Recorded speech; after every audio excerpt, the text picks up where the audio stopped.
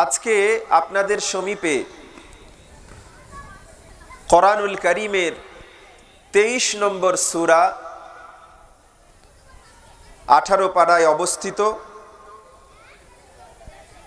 সূরা আল মুমিনুনের শুরু থেকে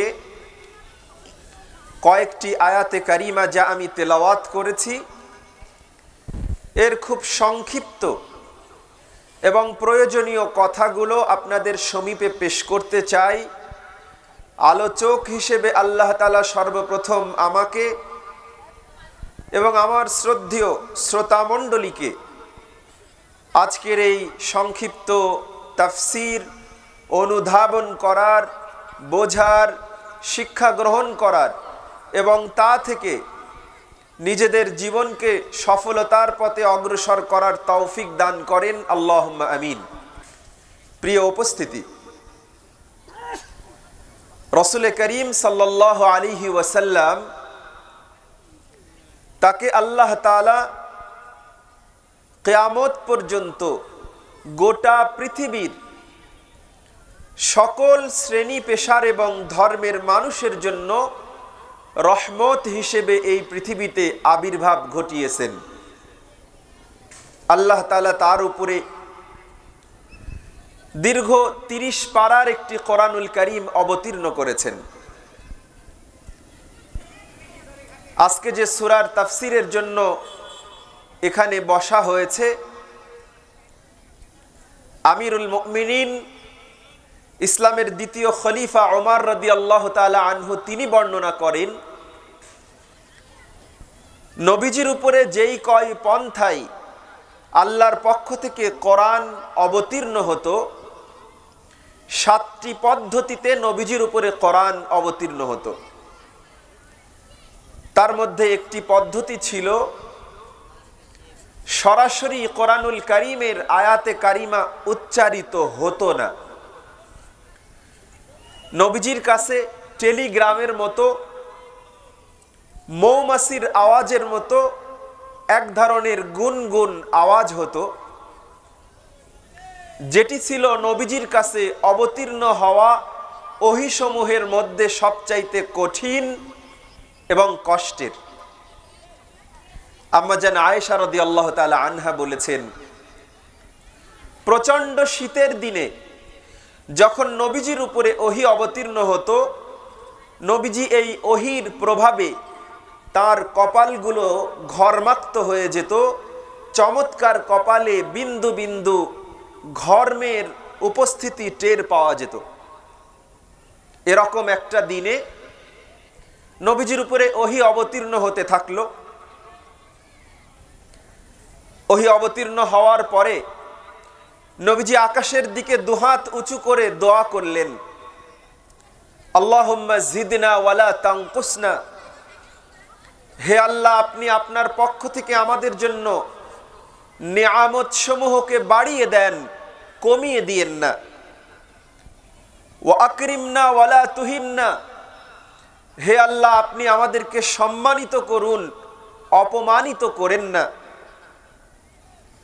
ওয়া আতিনা ওয়ালা তাহরিমনা, হে আল্লাহ, আপনি আমাদেরকে দান করুন, আমাদের থেকে হরণ করে নিয়েন না।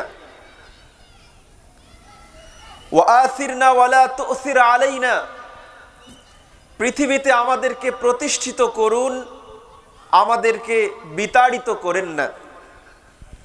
ওয়া আরদিনা ওয়া আরদি আন্না, হে আল্লাহ, আপনি আমাদেরকে সন্তুষ্ট করুন এবং আমাদের প্রতি আপনিও সন্তুষ্ট থাকুন। আকাশের দিকে রাসূল করিম সাল্লাল্লাহু আলাইহি ওয়াসাল্লাম হাত তুলে এই দোয়াগুলো করছিলেন। দোয়া শেষ হয়ে যাওয়ার পরে সাহাবায়ে কেরামকে উদ্দেশ্য করে বললেন, আল্লাহ তাআলা এক্ষুনি আমার উপরে কিছু আয়াতে কারিমা অবতীর্ণ করলেন। এই আয়াতে কারিমাগুলো যারা মেনে চলবে তারা অবশ্যই অবশ্যই জান্নাতে প্রবেশ করবে। সুবহানাল্লাহ। এরপরে সূরা আল মুমিনুনের 1 থেকে 11টি আয়াতে কারিমা রাসূল করিম সাল্লাল্লাহু আলাইহি ওয়াসাল্লাম পেশ করলেন। তাহলে যেই আয়াতে কারিমাগুলো আজকে আপনাদের সমীপে পেশ করতে চাচ্ছি, নবীজি এই আয়াতে কারিমাগুলোর আমল যদি কেউ করে তাহলে সাক্ষী দিয়েছেন ওই আমলকারীগণ জান্নাতের অধিকারী হবেন। সুবহানাল্লাহ। আরেকটি হাদিসে এসেছে, সাহাবায়ে কেরামগণ নবীজির স্ত্রী আম্মাজান আয়েশা রাদিয়াল্লাহু তাআলা আনহাকে জিজ্ঞাসা করলেন নবীজির আমল সম্পর্কে। আম্মাজান সাহাবায়ে কেরামের প্রতি উত্তর করলেন, কানা খুলুকুহুল কোরআন, নবীজির স্বভাব তো গোটা কোরআনুল কারিমি, কোরআনে যা বর্ণিত হয়েছে এটাই নবীজির আচরণ, এটাই নবীজির স্বভাব, তার চরিত্র। এরপরে রাসূল করিম সাল্লাল্লাহু আলাইহি ওয়াসাল্লাম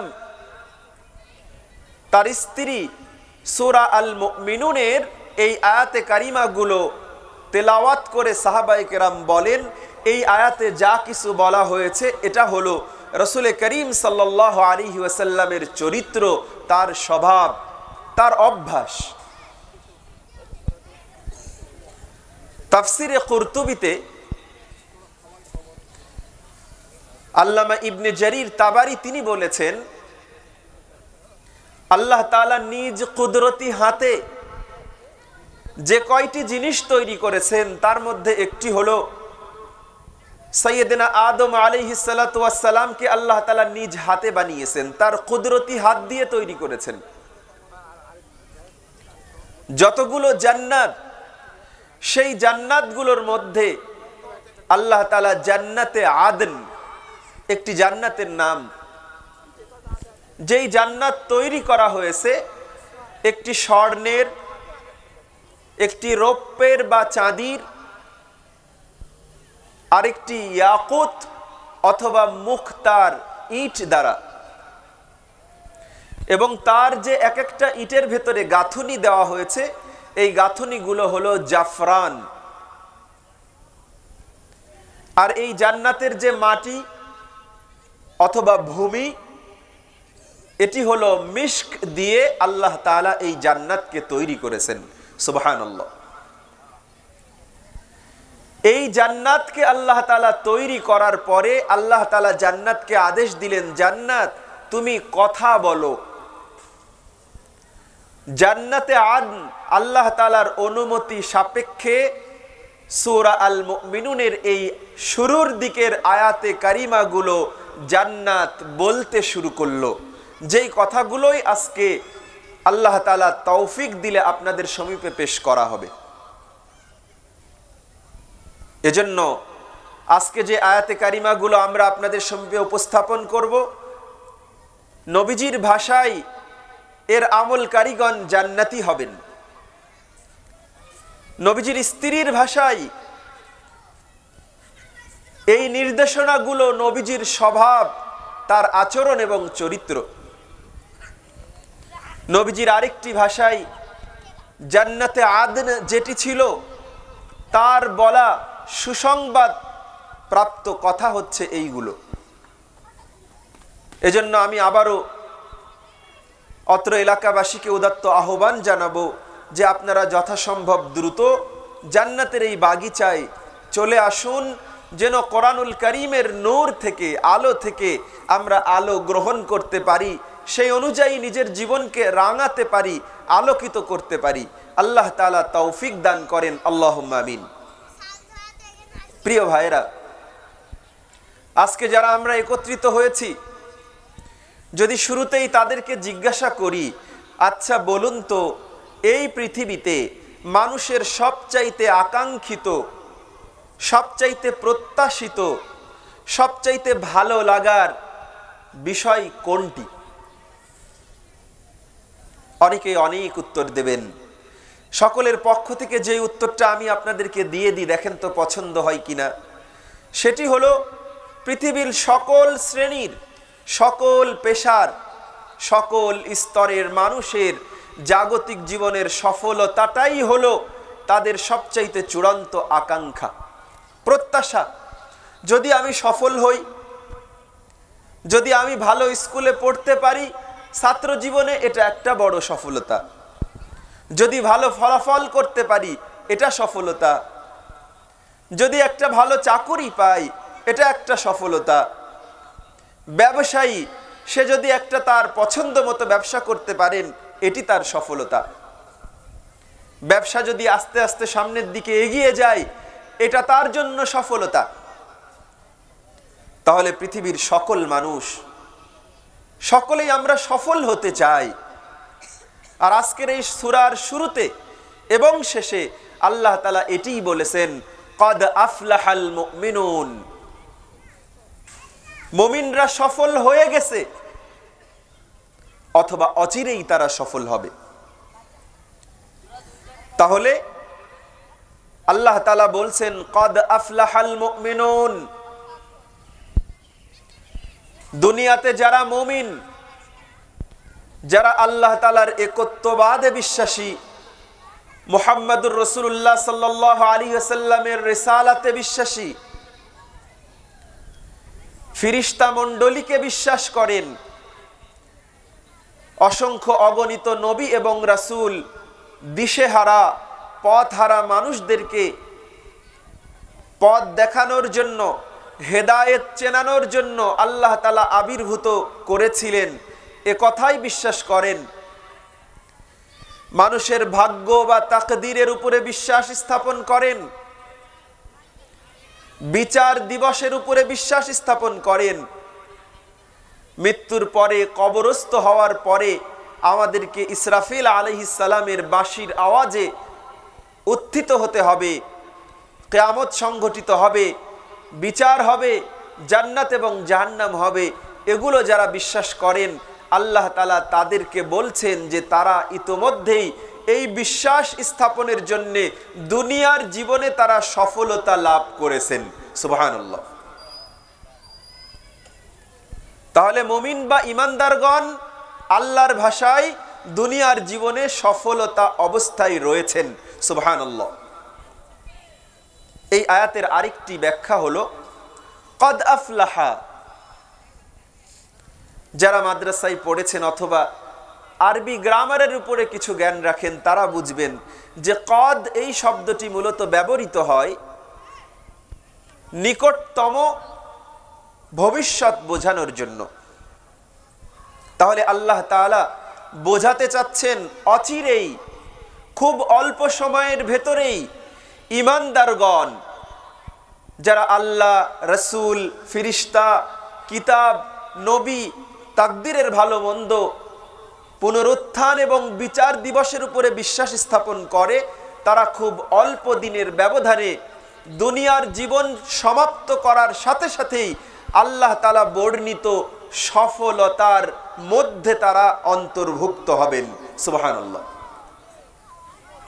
তাহলে এই আয়াতের দুটো অর্থ, একটা হলো যে মুমিনরা জাগতিক জীবনে ঈমান আনার কারণে, আল্লাহকে যথাযথভাবে বিশ্বাস করার কারণে ইতোমধ্যেই তারা জাগতিক জীবনে সফল হয়েছেন। আর মৃত্যুর পরে কোনো মতে অস্থায়ী, ক্ষণস্থায়ী 60-70-100 বছরের জীবন পরিসমাপ্ত করার কারণে, পরিসমাপ্ত করার সাথে সাথেই আবার অনন্তকালের জন্যও তারা সফল হবে, সফলতা লাভ করবে। আল্লাহ তাআলা এই কথাগুলো বলার পরে সফলতার 1, 2, 3, 4 করে 7টি যোগ্যতা বলেছেন। যেই 7টি যোগ্যতা যদি কেউ অর্জন করতে পারে, 7টি গুণ যদি কারো ভেতরে থেকে থাকে, তিনি তার নিজের জীবনে বাস্তবায়ন করতে পারেন, তাহলে আল্লাহ তাআলার ভাষায়, নবীজির ভাষায় তারা দুনিয়া এবং আখিরাতে, দুনিয়াতে সফল হয়েছেন এবং আখিরাতে সফল হবেন। আসুন প্রিয় ভাইয়েরা, আল্লাহ তাআলার কাছে আবারও তৌফিক কামনা করি যে আজকের এই 7টি গুণ আমরা শুনি এবং এর যে ঘাটতিগুলো আমাদের জীবনে রয়েছে তা পূরণ করে দুনিয়াতে এবং আখিরাতে সফল হই। আল্লাহ তাআলা আমাদেরকে কবুল করে নেন, আল্লাহুম্মা আমিন। তাহলে সফলতার প্রথমটি হলো আল্লাযীনা হুম ফি সলাতিহিম খাশিউন। তারাই সফল হয়েছে এবং মৃত্যুর পরে তারাই সফল হবে যারা নামাজের মধ্যে অত্যন্ত বিনয়ী, মনোযোগী, অত্যন্ত একাগ্রতা নিয়ে সালাত আদায় করে। এ ব্যাপারে তাফসীরকারগণ আনোয়ারুল কোরআন নামে একটি তাফসিরে প্রায় 25টি মত নিয়ে এসেছেন যে সফলতা আসলে কি, নামাজের মধ্যে একাগ্রতাটা মূলত কি। হযরতে আব্দুল্লাহ ইবনে আব্বাস রাদিয়াল্লাহু তাআলা আনহু, যিনি ছিলেন রাইসুল মুফাসসিরিন, সমস্ত সাহাবীদের মধ্যে প্রধান কোরআনুল কারীমের ব্যাখ্যাকার, তার অভিমত হলো যে ব্যক্তি নামাজে দাঁড়ায় আল্লাহ তাআলার ভয় অন্তরের ভেতরে নিয়ে, এবং সে যখন নামাজে দাঁড়ায় সে অত্যন্ত বিনয়ের সাথে আল্লাহর সামনে দাঁড়ায়। তাবেঈদের মধ্যে অন্যতম তাফসীরকার মুকাতিল রাহমাতুল্লাহি আলাইহি, তিনি বলেছেন যে ব্যক্তি নামাজ আদায়ের মধ্যে কাকুতি মিনতি করে, একাগ্রতা প্রকাশ করে, সে মূলত এই গুণ অর্জন করে। অনেক তাফসীরকারগণ বলেছেন যারা নামাজের ভেতরে ডানে বামে তাকাই না, এদিক ওদিক করে না, তারা মূলত নামাজের ভেতরে খাশিউন এই গুণ অর্জন করে। কোন কোন তাফসীরকার বলেছেন যে নামাজের ভেতরে মনোযোগী একাগ্রতার অর্থ হলো নামাজের যে সিজদার জায়গা, এই জায়গার বাইরে সে এদিক ওদিক দৃষ্টিপাত করে না। আমরা সকলেই একটা শব্দের সাথে পরিচিত, সেটি হলো নামাজের জন্য একটি গুরুত্বপূর্ণ বিধান হলো খুশু খুজু। তাহলে খুশু কি জিনিস, যেটি আল্লাহ তাআলা এই আয়াতে উল্লেখ করেছেন, আল্লাযীনা হুম ফি সলাতিহিম খাশিউন, যারা নামাজের ভিতরে খুশু নিয়ে, একাগ্রতা নিয়ে, মনোনিবেশ নিয়ে, আল্লাহর ভয় নিয়ে, বিনয়ের সাথে এদিক ওদিক না তাকিয়ে, ডান বাম না করে, মনোযোগ অন্যদিকে না দিয়ে, কেবলমাত্র আল্লাহর ভয়ে আল্লাহর দিকে রুজু হয়ে আল্লাহর দিকে মনোনিবেশ করে আল্লাহর সামনে বিনয়ের সাথে দাঁড়িয়ে যায়, তারা হলেন জাগতিক জীবনে সফলতা অর্জন করেছে এবং অল্প দিনেই মৃত্যুর পরে তারা চূড়ান্ত সফলতা লাভ করবে। সকলেই বলি সুবহানাল্লাহ। প্রিয় ভাইরা, আমাদের সমাজে যদি আমরা মসজিদের দিকে লক্ষ্য করি তাহলে আমরা দেখতে পাই কিছু মানুষ অত্যন্ত বিনয়ের সাথে নবীজির সুন্নাহ মোতাবেক একাগ্রতা নিয়ে, এদিক ওদিক না তাকিয়ে বিনয় এবং বিনম্রতার সাথে সালাত আদায় করেন। আবার আমাদের মতো কিছু জানাশোনা কম, ইমানের দুর্বলতা রয়েছে, তারা নামাজের ভেতরে একবার এক পায়ের উপরে ভর করেন, আরেকবার আরেক পায়ের উপরে ভর করেন, একটু মুখটুক চুলকান, আবার মশামাছি তাড়ান। কেন যেন নামাজের মধ্যে তাদের একাগ্রতা এটি পাওয়া যায় না, গড়িমসি করেন।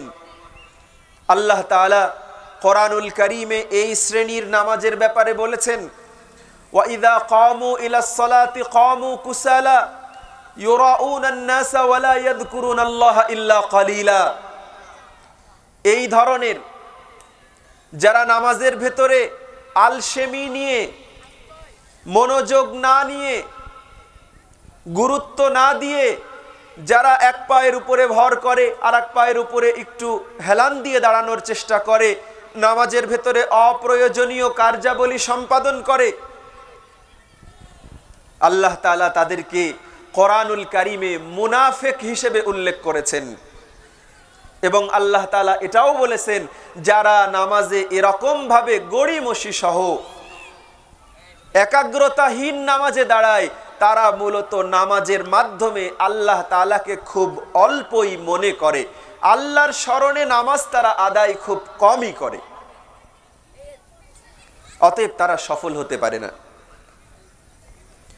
আল্লাহ রাব্বুল আলামিন কোরআনুল কারীমে আমপারার ছোট্ট সূরা সূরা আল মাউনে বলেছেন, ফাওয়াইলুল লিল মুসাল্লিন আল্লাযীনা হুম আন সালাতিহিম সাহুন আল্লাযীনা হুম ইউরাউন। ওই সকল নামাজীদের জন্য ধ্বংস, নামাজ পড়েও এক ধরনের মানুষ ব্যর্থ হয়ে যাবে, আল্লাহ তাআলা লানত পাবে, অভিশাপ পাবে, ধ্বংসপ্রাপ্ত হবে। যারা নামাজের ভিতরে উদাসীন, যারা নামাজের ভিতরে অমনোযোগী, আল্লাযীনা হুম ইউরাউন, যারা শুধুমাত্র মানুষকে দেখানোর জন্য নামাজ আদায় করে। এজন্য প্রিয় ভাইরা, নামাজ আল্লাহ রাব্বুল আলামিন কর্তৃক নির্ধারিত সবচাইতে গুরুত্বপূর্ণ একটি ইবাদত। অতএব এই ইবাদতের ব্যাপারে যদি আমাদের গড়িমসি ভাব প্রকাশ পায়, একাগ্রতা না থাকে, আল্লাহর ভয় না থাকে, তাহলে অবশ্যই ওই নামাজ আমাদের জন্য সফলতার কোনো কারণ হওয়া সম্ভব নয়, বরং ওই নামাজ আমাদের জন্য ধ্বংস বয়ে নিয়ে আসবে। ওই নামাজ আল্লাহ তাআলার পক্ষ থেকে অভিশাপ প্রাপ্তির কারণ হবে। হয়তো অনেকেই চিন্তা করছেন যে হুজুর, নামাজে তো আপনি খুশু খুজুর কথা বলতেছেন, একাগ্রতার কথা বলছেন, আমরা তো নামাজই আদায় করি না। প্রিয় ভাইরা, আল্লাহ রাব্বুল আলামিন খুশু খুজুর ব্যাপারে তার প্রিয় হাবিবের মাধ্যমে জানিয়েছেন, উবুদুল্লাহা কাআন্নাকা তারাহু ফাইন লাম তাকুন তারাহু ফাইন্নাহু ইয়ারাক। তোমরা এভাবে আল্লাহর ইবাদত করবে, এমন ভাবে সালাত আদায় করবে, এমন ভাবে নামাজ পড়বে যেন তুমি নামাজের ভিতরে দাঁড়িয়ে স্বয়ং আল্লাহ রাব্বুল আলামিনকে দেখতে পাচ্ছ। সুবহানাল্লাহ। নামাজের অনুভূতি কেমন হবে এটি আল্লাহ তাআলা আমাদেরকে শিখিয়েছেন, যে নামাজের অনুভূতি এমন হবে যে আমি নামাজের ভেতরে যখন দাঁড়িয়েছি যেন আমি আমার স্বয়ং রবকে, মালিককে, আল্লাহ তাআলাকে নিজের চোখে দেখতে পাচ্ছি।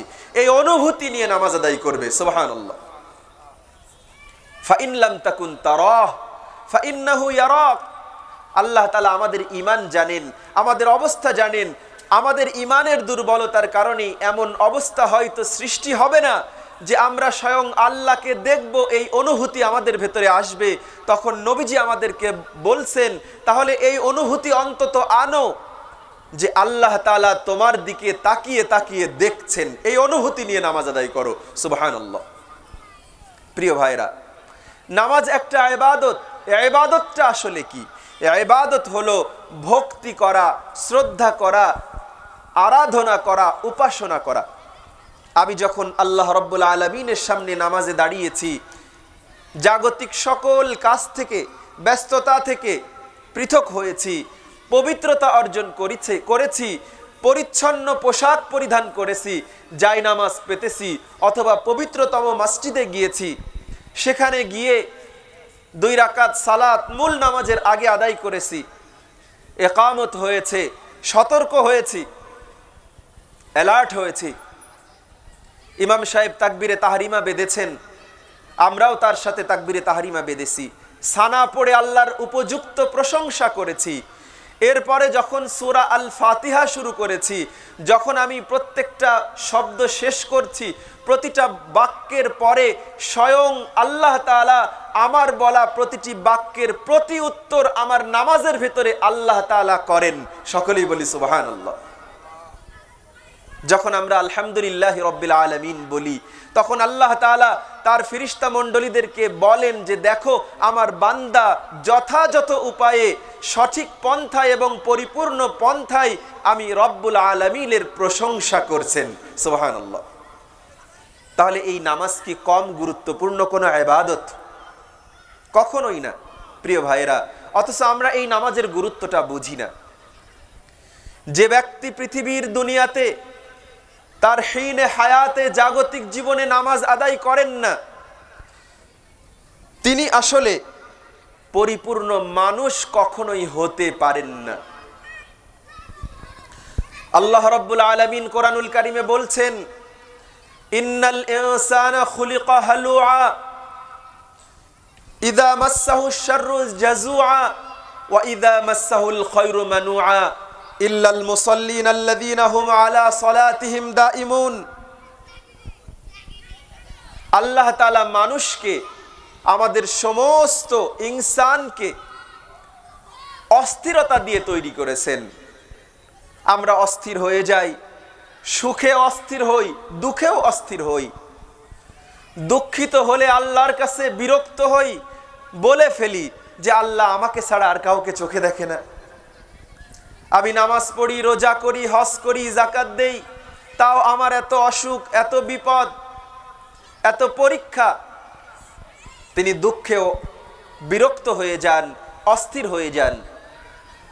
যখন সুখ আসে আল্লাহ তাআলা অর্থবিত্ত দেন, সফলতা দেন, পরীক্ষায় পাশ করিয়ে দেন, ব্যবসার উন্নতি দান করেন, তখনও নিজেকে নিয়ন্ত্রণ করতে না পেরে আল্লাহর বিধান লঙ্ঘন করে সে অপরাধে জড়িয়ে যায়।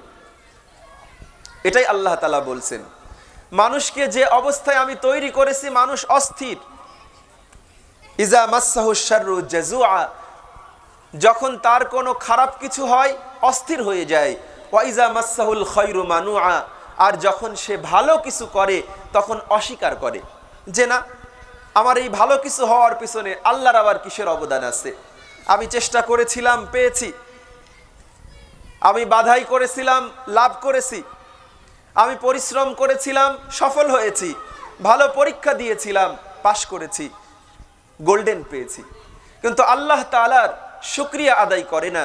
আল্লাহ তাআলা বলছেন যে বেশিরভাগ মানুষের মনের অবস্থা হলো এরকম যে তারা অকৃতজ্ঞ।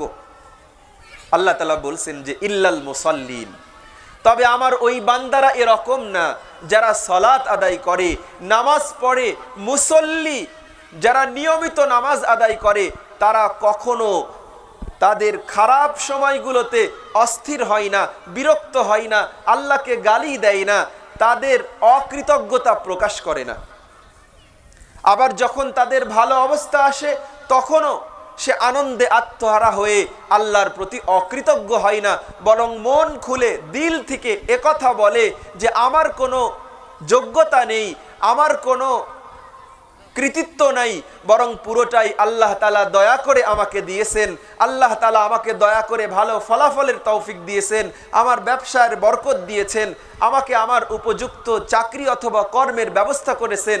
যে মুসল্লি, যে নিয়মিত নামাজ আদায় করে, সে এরকমভাবে অকৃতজ্ঞ হয় না। সকলেই বলি সুবহানাল্লাহ। এজন্য দুনিয়াতে তারাই সফল যারা মূলত নিয়মিত নামাজ আদায় করতে পারেন, যারা নামাজে একাগ্রতা নিয়ে আল্লাহর সামনে দাঁড়াতে পারেন। আল্লাহ রব্বুল আলামিন আমাদেরকে একাগ্রতা নিয়ে নামাজ আদায় করার এই যোগ্যতা অর্জন করার তৌফিক দান করেন। সকলেই বলি আল্লাহুম্মা আমিন। আল্লাহ তাআলার বিধান, আল্লাহ তাআলা কোরআনুল কারীমে বলছেন, হাফিজু আলাস সালাওয়াতি ওয়াস সালাতিল উসতা ওয়া কুমু লিল্লাহি কানিতিন। তোমরা নামাজের ব্যাপারে যত্নবান হও, বিশেষ করে মধ্যবর্তী নামাজ। কোন কোন মুফাসসিরিন কেরাম বলেছেন যে মধ্যবর্তী নামাজ হলো আসরের নামাজ। এই সময়টা দুপুরের ক্লান্তি এবং মাগরিবের আগে অনেক সময় মানুষ একটু বিশ্রামে ঘুমিয়ে যায়। এই নামাজের ব্যাপারে যেহেতু মানুষ ঘুমিয়ে যে নামাজ কাজা হওয়ার সম্ভাবনা রয়েছে, এই জন্য আল্লাহ তাআলা এই নামাজের ব্যাপারে বিশেষভাবে গুরুত্ব দিয়েছেন। কেউ কেউ বলেছেন দুইটা নামাজ হলো সূর্যাস্তের পরে, আর দুইটা নামাজ হলো সূর্যাস্তের মানে দ্বিপ্রহরের পূর্বে, মাঝে হলো আসরের নামাজ। এই কারণে আল্লাহ তাআলা এই সালাতকে বিশেষভাবে গুরুত্ব দিয়েছেন। এবং আল্লাহ তাআলা বলেছেন ওয়াকুমু লিল্লাহি কানিতিন, যখন তোমরা নামাজের ভেতরে আল্লাহর সামনে দাঁড়াবে বিনয়ের সাথে, একাগ্রতার সাথে দাঁড়াবে। কারণ আমি কার সামনে দাঁড়াচ্ছি? যিনি আহকামুল হাকিমিন, যিনি আমাকে লালন পালন করেন, যিনি আমাকে খাওয়ান পরান, যিনি আমাকে দুনিয়ার যাবতীয় নিয়ামত দিয়েছেন। আমি তার একজন ক্ষুদ্র বান্দা, যখন তার সামনে বিনয়ের সাথে দাঁড়াবো, আমার দাঁড়ানো অবস্থা দেখেই তিনি খুশি হয়ে যাবেন যে আমার বান্দা আমার সামনে বিনয়ের সাথে একাগ্রতা নিয়ে একেবারে নিজেকে ছোট করে উপস্থাপন করে দাঁড়িয়েছে। তখন আল্লাহ তাআলা ওই ব্যক্তির দিকে তাকাবেন এবং তাকে আল্লাহ তাআলা ক্ষমা করে দিবেন। অসংখ্য অগণিত হাদিসে এই রূপরেখা বর্ণিত হয়েছে যে বান্দা যখন বিনয়ের সাথে একাগ্রতা নিয়ে নামাজে দাঁড়িয়ে যায়, তখন আল্লাহ তাআলা পুরোটা সময় ওই বান্দার দিকে অবলোকন করেন, দৃষ্টিপাত করেন, তাকিয়ে থাকেন এবং ওই বান্দাকে আল্লাহ তাআলা ক্ষমা করতে থাকেন। সকলেই বলি সুবহানাল্লাহ। আর যখন বান্দা নামাজের ভিতরে মনোযোগ নষ্ট করে ফেলে, তখন ওই নামাজ তার জন্য আল্লাহ তাআলার বরকত এবং রহমত থেকে বঞ্চিত হওয়ার কারণ হয়। আল্লাহ রহমতের দৃষ্টি তার দিক থেকে ফিরিয়ে নেন, আল্লাহ তাআলা তাকে আর এই নামাজের কারণে ক্ষমা করেন না। সকলেই বলি নাউযুবিল্লাহি মিন যালিক। এজন্য প্রিয় ভাইরা, আমাদের দায়িত্ব হলো নামাজে মনোযোগী হওয়া। বিশেষ করে আমরা যারা নামাজ আদায় করি, আগামীর প্রজন্ম যাদেরকে আমরা রেখে যেতে চলেছি, তাদেরকে কিন্তু নামাজের গুরুত্বটা বোঝানোর চেষ্টা করছি না। অথচ রাসূল করিম সাল্লাল্লাহু আলাইহি ওয়াসাল্লাম বলেছেন, মুরু আওলাদাকুম মুরু আবনাআকুম বিস-সালাতি ওয়া হুম আবনাউ 7 সিনিন ওয়াদরিবুহুম আলাইহা ওয়া হুম আবনাউ 10 সিনিন। হে অভিভাবক বৃন্দ, হে নামাজ আদায়কারীগণ, হে পরিবারের দায়িত্বশীলগণ, তোমরা তোমাদের সন্তান সন্ততিদেরকে তাদের 7 বছর বয়সে নামাজের আদেশ দাও। ওয়াজরিবুহুম আলাইহা ওয়া হুম আবনাউ 10 সিনিন। আর প্রয়োজন হলে তাদেরকে প্রহার করো, তাদেরকে শাস্তির আওতায় নিয়ে আসো যখন তাদের বয়স হয়ে যাবে 10 বছর। ওয়াফাররিকু বাইনাহুম ফিল মাদাজি'i, এবং তাদের মধ্যে বিছানা আলাদা করে দাও। রাসূল করিম সাল্লাল্লাহু আলাইহি ওয়াসাল্লাম সন্তান সন্ততিদেরকে 7 বছরে নামাজের আদেশ দিতে বলেছেন। আমরা যারা নামাজ আদায় করি, আমাদের বাড়িতে মা বোনেরা রয়েছেন, তারা তাদের সন্তানদেরকে ছোটবেলায় একেবারে বাল্য অবস্থায়, যাদের বয়স 3-4, এই সময় বাবার সাথে মসজিদে পাঠানোর এই প্রবণতা, এই সৌন্দর্য আমাদের বাংলার সমাজে প্রচলিত আছে, আলহামদুলিল্লাহ। কিন্তু যখন তাদের বয়স 7 হয়ে যায়, তখন কিন্তু আমাদের বাবা মায়েরা সন্তানদেরকে নিজে হাতে ধরে মসজিদে নিয়ে যাওয়ার এই জায়গাতে তারা ঢিল করে দেন। কিন্তু আল্লাহ তাআলা তার প্রিয় হাবিবের মাধ্যমে 3 বছরে 4 বছরে সন্তান যদি মসজিদে না যায়, সন্তানকে যদি মসজিদের দিকে না নিয়ে যাওয়া হয়, তাহলে রাসূল করিম সাল্লাল্লাহু আলাইহি ওয়াসাল্লামের নির্দেশ লঙ্ঘন করা হবে না। যদি কেউ নিয়ে যায় তাহলে ভালো করলো, যদি কেউ না নিয়ে যায় তাহলে এটা তার জন্য অপরাধ হবে না। কিন্তু যখন সন্তানের বয়স 7 হয়ে যাবে, তখন যেই মা তার সন্তানকে মসজিদের জন্য প্রস্তুত করে দেয় না, যে বাবা তার সন্তানকে মসজিদে নিয়ে যায় না, তিনি মূলত রাসূল করিম সাল্লাল্লাহু আলাইহি ওয়াসাল্লামের একটি গুরুত্বপূর্ণ নির্দেশ লঙ্ঘন করেন। তাহলে আমাদের দায়িত্ব হলো সন্তানের বয়স 7 হলে তাকে মসজিদে নিয়ে যাওয়া, নামাজের গুরুত্বটা বোঝানো। কারণ 3, 4, 5 বছর বয়সে ও নামাজ কি, নামাজের গুরুত্ব কি, এইটা বুঝতে পারে না। কিন্তু তার বয়স যখন 7 হয়ে যায়, তখন ভালো মন্দ, আলো অন্ধকার, ত্রুটি বিচ্যুতি আস্তে আস্তে সে বোঝা শেখে। তখন তাকে বোঝাতে হবে নামাজ তোমার উপরে অর্পিত আল্লাহ কর্তৃক সবচাইতে বড় দায়িত্ব। এর মাধ্যমে তোমার সত্যিকারের মানবতা বিকশিত হবে, তুমি আল্লাহর দিকে রুজু হতে পারবে, তোমার প্রতি আল্লাহর রহমত বর্ষিত হবে, তুমি আল্লাহ তাআলার কাছে নামাজের মাধ্যমে যা চাইবে আল্লাহ তা পূরণ করবেন। এভাবে 7 বছর বয়সে অভিভাবকগণ, একজন পরিবার প্রধান তার সন্তানকে এই বুঝ দেবেন। 7 বছর, 8 বছর, 9ম বছর, 10 পর্যন্ত তাকে প্র্যাকটিস করাবেন। হয়তো এক সময় যেতে চাইবে, এক সময় যেতে চাইবে না। তাকে আপনি কঠোর হস্তে তার জন্য এই সিদ্ধান্ত প্রয়োগ করবেন না। কোনো ওয়াক্তে গেলে তাকে পুরস্কার দিন, তাকে বাহবা দিন, তাকে সাধুবাদ জানান, তার ভালো দিকগুলো তুলে ধরুন। কোনো ওয়াক্তে যদি সে যেতে না চায় তাহলে তাকে ধমক দিয়েন না, তাকে নিরুৎসাহিত করেন না, বরং পরবর্তী ওয়াক্তে যাওয়ার জন্য তাকে উৎসাহ দিন, তারগিব করুন। তাহলে 7 থেকে 10 এই টানা 3-4টি বছর, এই সময়টা হলো একজন সন্তানের সঙ্গে মসজিদ এবং নামাজের সম্পর্ক তৈরির জন্য একটা অনুশীলনের সময়। এটা হলো প্র্যাকটাইসিং টাইম। সে যাবে, হঠাৎ বাদ যাবে, কিন্তু যখন তার বয়স 10 হয়ে যাবে, রাসূল করিম সাল্লাল্লাহু আলাইহি ওয়াসাল্লাম যিনি রহমাতুল লিল আলামিন, সমস্ত বিশ্ববাসীর জন্য দয়ার কাণ্ডারি, কিয়ামতের দিন তার গুনাহগার উম্মতের জন্য হাউজে কাউসার নিয়ে দাঁড়িয়ে থাকবেন। প্রতিটা গুনাহগার বান্দার জন্য যতক্ষণ জান্নাতের ফায়সালা হবে না, আল্লাহ তাআলার কাছে সুপারিশ করতে থাকবেন, আল্লাহর কাছে সেজদায় অবনত হবেন। আপনি আমার মতন গুনাহগার বান্দাদেরকে যেই রাসূল সুপারিশ করে, দয়া করে করে আল্লাহ তাআলার জান্নাতের জন্য সুপারিশ করবেন, সেই প্রিয় রহমতওয়ালা কান্ডারি তিনি বলছেন, তোমার সন্তানের বয়স 10 হয়ে গেলে তাকে পিটিয়ে হলেও নামাজের জন্য মসজিদে পাঠাও। এজন্য প্রিয় ভাইরা, হয়তো কেউ মনে করবেন যে ইসলাম কত অমানবিক, কত নির্দয়, যে একটা ইবাদত পালনের জন্য তাকে প্রহার করছে। প্রিয় ভাইরা, আমরা আমাদের সন্তানদের ক্ষেত্রে এরকম কত ধরনের শাসনের ব্যবস্থা নেই। সন্তান হয়তো একটা নিষিদ্ধ একটা চার্জার অথবা একটা ইলেকট্রিক প্লাগে হাত দিতে যায়, তাকে একবার নিষেধ করি যে বাবা হাত দিও না, ওখানে গেলে তোমাকে শক করবে।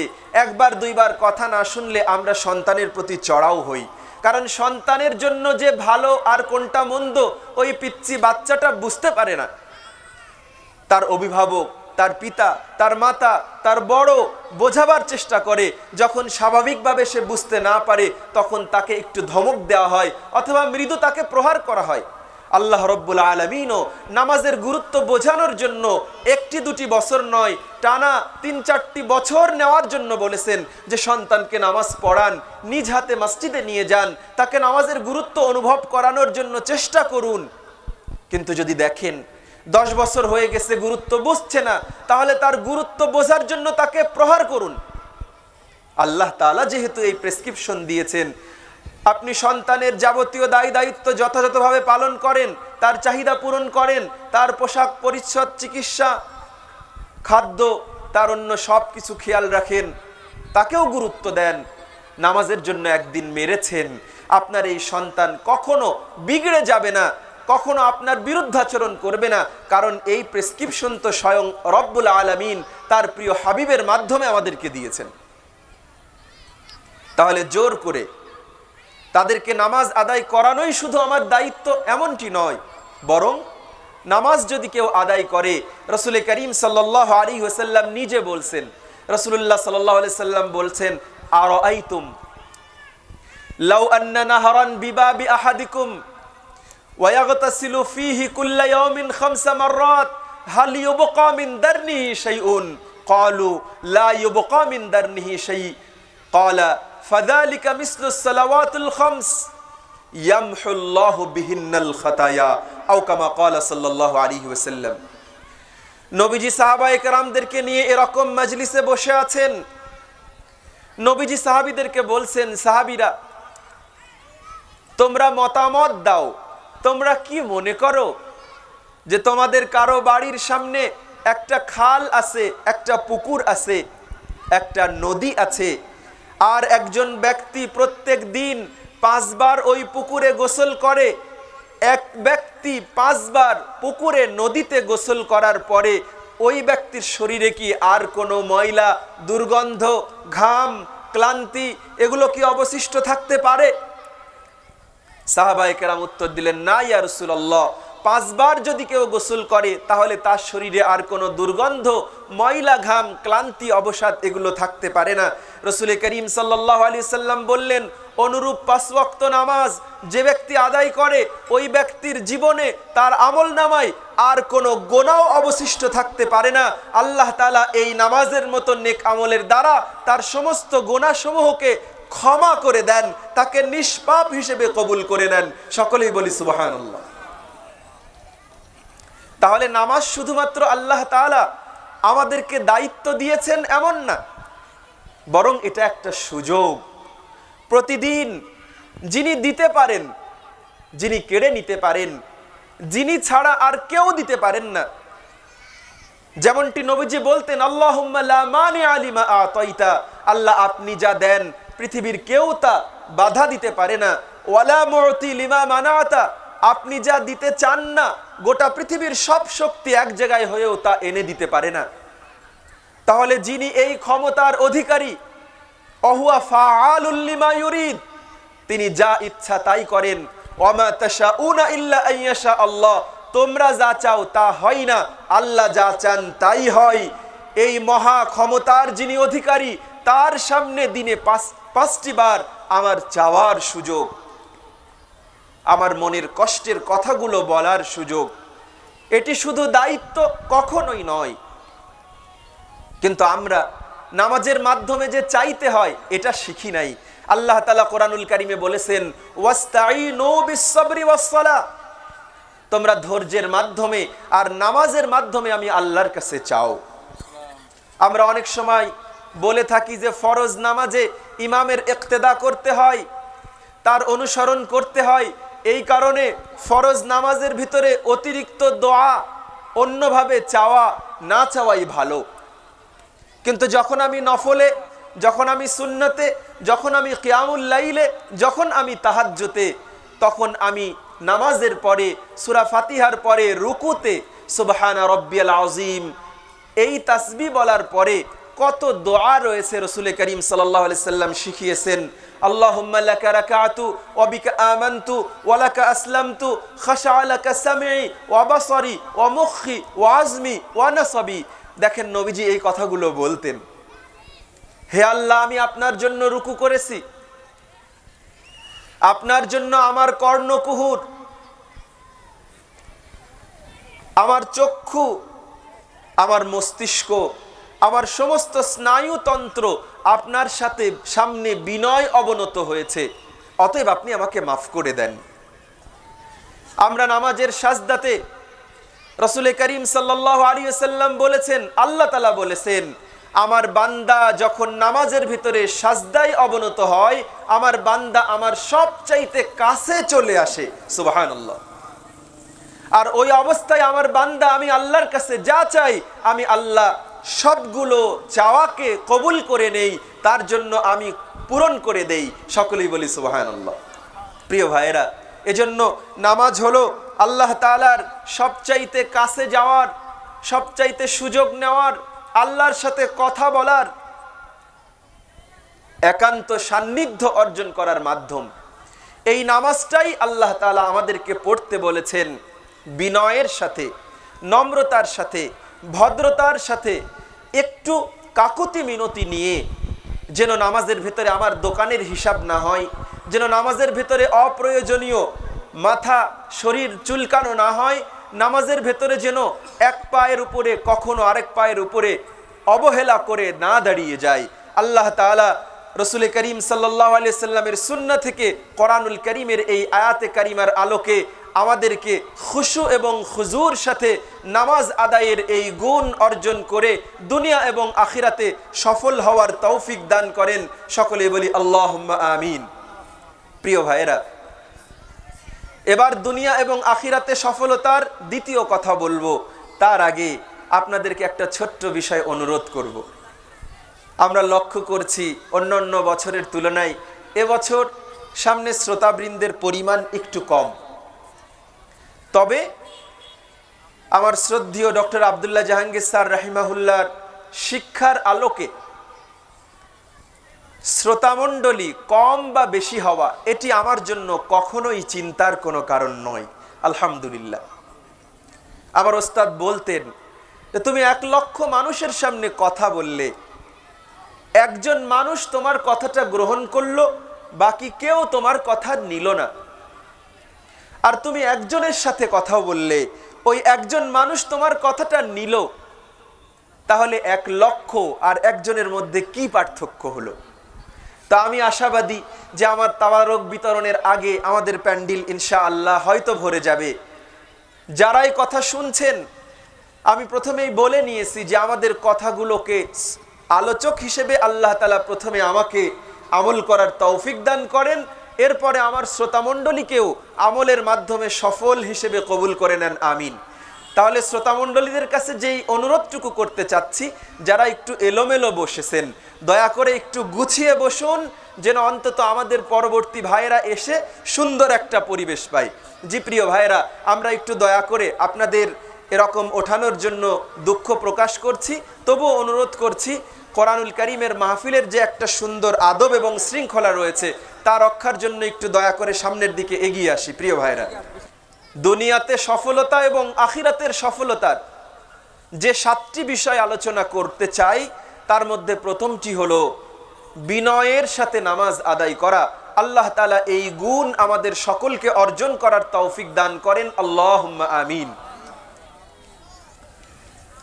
দ্বিতীয় যে কথাটি আল্লাহ তাআলা বলেছেন সেটি হলো ওয়াল্লাযীনা হুম আনিল লাগবি মুরিদুন। তারা সফল হয়েছে দুনিয়াতে এবং অচিরেই মৃত্যুর পরে তারা সফল হবে যারা অনর্থক অপ্রয়োজনীয় কথা থেকে নিজেদেরকে বিরত রাখতে পেরেছে। প্রিয় ভাইয়েরা, এ ব্যাপারেও তাফসীরকারগণ প্রায় 15 থেকে 20টি অভিমত ব্যক্ত করেছেন। তাহলে লাগবুন এই শব্দের বাংলা ভাষায় শাব্দিক অর্থ হলো অনর্থক, যে কথার কোনো মূল্য হয় না, অদরকারি, অপ্রয়োজনীয়। হযরতে আব্দুল্লাহ ইবনে আব্বাস রাদিয়াল্লাহু তাআলা আনহু বলেছেন, লাগব শব্দের চূড়ান্ত অর্থ হলো শিরক, শিরিকি কথা, যে কথা বললে আল্লাহর সাথে শিরিক হয়। এরপরে উনি দ্বিতীয় ব্যাখ্যা বলেছেন যে এমন কথা যে কথা বললে দুনিয়া অথবা আখিরাতের কোনো উপকার হয় না, এই ধরনের সমস্ত কথা হলো অপ্রয়োজনীয়, অনর্থক, বাতিল এবং বাজে কথা। হযরতে হাসান বসরি রহমাতুল্লাহি আলাইহি বলেছেন, আল্লাহ তাআলার অবাধ্যতামূলক যা কথা আছে তা অনর্থক কথা হিসেবে বিবেচিত হবে, এবং যেই কথা বললে অপরাধ হয়, আল্লাহ অসন্তুষ্ট হন, তার আমলনামায় গোনা লেখা হয়, এই সমস্ত কথা হলো লাগবুন অথবা অনর্থক কথা। আল্লামা সানাউল্লাহ পানিপতি রহমাতুল্লাহি আলাইহি তিনি বলেছেন, যেই কথা বলার দ্বারা মুমিন বান্দার আখিরাতের কোনো কল্যাণ হয় না, সেই সমস্ত কথাগুলোই হলো অনর্থক কথা। এই আয়াতে কারিমার যদি আমরা বিশ্লেষণ করি, সুদীর্ঘ সময়ের প্রয়োজন। শিরিক কাকে বলে, কোন ধরনের কথায় শিরিক হয়?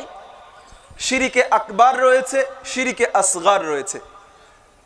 আলহামদুলিল্লাহ, আমাদের মসজিদগুলোতে জুমার আলোচনায় শিরিকের উপরে খতিবগণ, সম্মানিত ওলামা হজরতগণ পৃথক পৃথক আলোচনা করেন। শিরিক সম্পর্কে আমাদের জানা অত্যন্ত প্রয়োজন। কেন দরকার?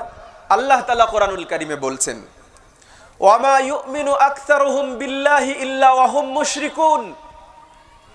শিরিক হলো এমন একটা গুনাহ যে মুমিন ব্যক্তিরা ঈমান গ্রহণ করার পরেও ইচ্ছায় অথবা অনিচ্ছায় তারা শিরিকে জড়িয়ে যায়, আল্লাহ তাআলা বলছেন। আর এই গুনাহটা যে সবচাইতে ভয়াবহ, এটা আমরা আলহামদুলিল্লাহ সকলেই জানি। আল্লাহ তাআলা বলেছেন, ইন্নাল্লাহা লা ইয়াগফিরু আন ইউশরাকা বিহি ওয়া ইয়াগফিরু মা দুনা যালিকা লিমান ইয়াশা। আল্লাহ তাআলা শুধুমাত্র শিরিকের গুনাহ ক্ষমা করেন না, বাকি যত গুনাহ আছে আল্লাহ তাআলা চাইলেই ক্ষমা করে দেন। আল্লাহ তাআলা কোরআনুল কারীমে আরো বলেছেন, ইন্নাহু মান ইউশরিক বিল্লাহ ফাকাদ হারামাল্লাহু আলাইহিল জান্নাহ ওয়া মাওয়াহুন নার ওয়া মা লিয-যালিমিনা মিন আনসার। নিশ্চয় যারা আল্লাহর সাথে শিরিক করে, আল্লাহ তাআলা তাদের জন্য জান্নাতকে হারাম করে দেন, ওয়া মাওয়াহুন নার, আর তাদের আশ্রয়স্থল, তাদের বসবাসের জায়গা হলো জাহান্নাম। এজন্য শিরিকের উপরে আলোচনা করা, একজন মুসলিম তার জীবনের সবচাইতে ভয়ঙ্করতম অপরাধ শিরিক সম্পর্কে জানবে না, এটি হতে পারে না। কিন্তু প্রিয় ভাইয়েরা, আমাদের এই ছোট্ট আলোচনার বাৎসরিক একটা প্রোগ্রামে শিরিকের সকল বিষয় উপস্থাপন করা, পুঙ্খানুপুঙ্খভাবে আলোচনা করা, এটা বেশ দুরূহ। এজন্য আমরা শিরকে আকবার আছে, বড় শিরিক আছে, ছোট শিরিক আছে, শিরক ফিল ইবাদা আছে, শিরক ফিল আমল আছে, শিরক ফিল উবুদিয়্যা আছে, উলুহিয়্যা আছে। বড় শিরিকের মধ্যে অন্যতম হলো আনতাজআলা লিল্লাহি নিদ্দান ওয়া হুয়া খালাকাকা। রাসূল করিম সাল্লাল্লাহু আলাইহি সাল্লাম বলছেন যে সবচাইতে বড় শিরিক হলো তুমি আল্লাহর সাথে কাউকে সমান মনে করবে অথচ তিনি তোমাকে সৃষ্টি করেছেন। নাউযু বিল্লাহি মিন যালিক। আমরা বিপদে পড়লে, সন্তান না হলে, ব্যবসায় বরকত না হলে মাজারে চলে যাই, কবরে চলে যাই, লাকশি পড়ে নিয়ে আসি, এমন কিছু তদবির লিখিয়ে নিয়ে আসি যেখানে কোনো কোরআনুল কারীমের আয়াত নাই, কিছু নকশা, কিছু চিহ্ন, কিছু অঙ্ক, এই ধরনের কিছু সেখানে পেশ করা হয়। অথবা কোনো কবরে কবরস্থ ব্যক্তির কাছে গিয়ে নিজের সন্তানের আকুতি আল্লাহর কাছে না করে ওই কবরস্থ ব্যক্তির কাছে করি। ইবাদতের ক্ষেত্রে আল্লাহ ছাড়া অন্য কোনো পীর অথবা ফিরিস্তা অথবা কোনো নবীর নিকটে আমরা নিজেদের প্রচণ্ড ভক্তি, যাকেই ইবাদত বলে, এটি পেশ করি। তাহলে ইবাদতে একত্ববাদে যখন কোনো মুসলিম ঈমান থাকা অবস্থায় শিরিক করে ফেলেন, আল্লাহ তাআলার ভাষায় ওই ব্যক্তি তার নিজের ঠিকানাটাকে জান্নাত থেকে পরিবর্তন করে জাহান্নামে বানিয়ে ফেলেন। আল্লাহ রাব্বুল আলামিনের কাছ থেকে ওই ব্যক্তি ক্ষমার অযোগ্য হয়ে যান, আল্লাহ তাআলা তাকে আর ক্ষমা করেন না। যদি আল্লাহ তাআলা তাকে এই যোগ্যতা দান করেন, শিরকের মতো ভয়ঙ্কর অপরাধ তিনি করে ফেলেছেন, আল্লাহ তাআলার কাছে কায় মনোবাক্যে কাকুতি মিনতি করে, তওবায়ে নাসুহা করে পরবর্তী জীবনে এই অপরাধ আর করবে না, এই প্রতিজ্ঞা নিয়ে যদি তিনি আল্লাহর কাছে ক্ষমা চাইতে পারেন, তাহলে আল্লাহ রাব্বুল আলামিনের ক্ষমার দুয়ার উন্মুক্ত আছে। তবে একজন মুসলমান দুনিয়ার জীবনে এবং আখিরাতে যদি সফলতা অর্জন করতে চায়, তাহলে আল্লাহ তাআলার ভাষায় তাকে যাবতীয় শিরকি, অনর্থক, অপ্রয়োজনীয়, দুনিয়ার জীবনে যার কোনো লাভ হয় না, এই ধরনের কথা থেকে আমাদেরকে বাঁচতে হবে। আল্লাহ তাআলা আমাদেরকে শিরিক সম্পর্কে জ্ঞান অর্জন এবং সেই ধরনের বাক্য, কথা বলা থেকে বিরত থাকার তৌফিক দান করেন, আল্লাহুম্মা আমিন। 2 নম্বর অনর্থক কথা হলো কুফরিমূলক কথা। কাফের, কুফুর এই শব্দের অর্থ যদি আমরা বুঝি, তাহলে আমরাই বুঝতে পারবো যে কোন ধরনের কথাগুলো কুফরি কথা। এটার অর্থ হলো কোনো কিছুতে আচ্ছাদন করা, ঢেকে দেওয়া, পর্দা দেওয়া। তাহলে কুফরি হলো আল্লাহ তাআলা যে বিধান দিয়েছেন সেই বিধানের উপরে আমার অভিমত ব্যক্ত করে, আমার নিজের চিন্তাকে প্রয়োগ করে আল্লাহর বিধানকে ঢেকে দেওয়া। যদি সহজভাবে আপনাদেরকে বোঝাতে চাই, আমাদের সমাজে এরকম অনেক মুসলমান আছেন যিনি বলতে চান যে আরে ভাই, নামাজ না পড়লেও আমার ঈমান ঠিক আছে। তাহলে তিনি মূলত ঈমানের পরে আল্লাহ নির্ধারিত সবচাইতে গুরুত্বপূর্ণ ইবাদত, যার অনেক উপকারিতার কথা ইতিমধ্যেই কোরআন এবং হাদিস থেকে আমরা জানতে পারলাম, তিনি নামাজের এই গুরুত্বপূর্ণ ফরজিয়াতকে কুফরি করেন, অস্বীকার করেন। এই কারণে মূলত তিনি নামাজের ব্যাপারে অবজ্ঞা এবং অবহেলামূলক বাক্য মুখ দিয়ে উচ্চারণ করতে পারেন। তাহলে যখন কোনো ব্যক্তি এই ধরনের কোনো বক্তব্য বলে ফেলে যে নামাজ না পড়লে কি হবে, আমার ঈমান ঠিক আছে, তিনি মূলত নামাজের ফরজিয়াতকে কুফরি করেছেন, অস্বীকার করেছেন। হ্যাঁ, এই রকম চিন্তা চেতনার মানুষের ব্যাপারে আল ফুকাহাউল আরবাআ, 4 ইমামের চরম কঠোর শাস্তিমূলক বক্তব্য রয়েছে। ইমাম আহমদ রহমতুল্লাহি আলাই তিনি বলেছেন, যদি কেউ নামাজকে অস্বীকার করে তাহলে সে মুরতাদ, সাথে সাথে সে কাফির হয়ে যাবে। ইমাম আবু হানিফা, ইমাম শাফিঈ সহ আইম্মায়ে সালাসা তারা বলেছেন এক্ষেত্রে তার 2টা রূপরেখা। একটা হলো সে নামাজের ফরজিয়াতকে অস্বীকার করে, যদি এমন হয় তাহলে সে মুরতাদ। আর যদি এরকম হয় সে নামাজের ফরজকে স্বীকার করে কিন্তু সে নামাজ পড়ে না, তাহলে ওই ব্যক্তিকে নির্বাসিত করতে হবে, একঘরে করে দিতে হবে, তাকে বনবাসে দিতে হবে, অন্যথায় তাকে জেলখানায় পড়তে হবে এবং তার উপরে বিচারক হদ কায়েম করবে, তার উপরে শাস্তি প্রয়োগ করবে। সৌদি আরবের গ্র্যান্ড মুফতিরা তারা ফতোয়া দিয়েছেন, যারা নামাজের মতো গুরুত্বপূর্ণ বিধান পালন করে না, নামাজ পড়ে না, হক্কানি কোনো আলেম তাদের জানাজায় যাবে না, তাদের কাফন পরিয়ে দেবে না, তাদের কবরে নামবে না, তাদের ঈমানের সাক্ষী দেবে না। আমার শ্রদ্ধেয় ওস্তাদ ডক্টর আব্দুল্লাহ জাহাঙ্গীর স্যার রাহিমাহুল্লাহ বলতেন, তাবেঈনদের মধ্যে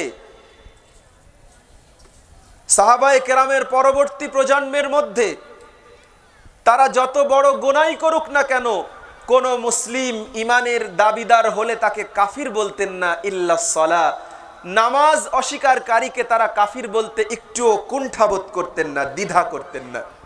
কিন্তু আমাদের সমাজে অনেক ভালো মানুষ, যিনি সমাজ সেবা করেন, যিনি মানুষের উপকার করেন, দরিদ্রের বিপদে পাশে দাঁড়াবার চেষ্টা করেন, কিন্তু নামাজ আদায় করেন না, তাকে নামাজের দাওয়াত দিলে এই ধরনের বাক্য তার মুখ দিয়ে অবলীলায় বেরিয়ে যায় যে ভাই আমি নামাজ পড়ি না, আমার ঈমান ঠিক আছে। কিন্তু আল্লাহ তাআলা বলছেন যে যদি আপনি দুনিয়াতে এবং আখিরাতে সফল হতে চান তাহলে আপনাকে এই ধরনের বাজে মন্তব্য, অনর্থক কথা, কুফরিমূলক বাক্য বলা থেকে বিরত থাকতে হবে। যারা এগুলো থেকে বিরত থাকতে পেরেছে বা পারবে তারা দুনিয়াতে সফল হবে এবং আখিরাতেও চূড়ান্ত সফলতা লাভ করবে। আল্লাহ তাআলা এই ধরনের কুফরিমূলক বাক্যও আমাদের বলা থেকে বিরত থাকার তৌফিক দান করেন। সকলেই বলি আল্লাহুম্মা আমিন। প্রিয় ভাইয়েরা, অনর্থক বাক্যগুলোর আরেকটি হলো কত্তাত, চগলখুরি।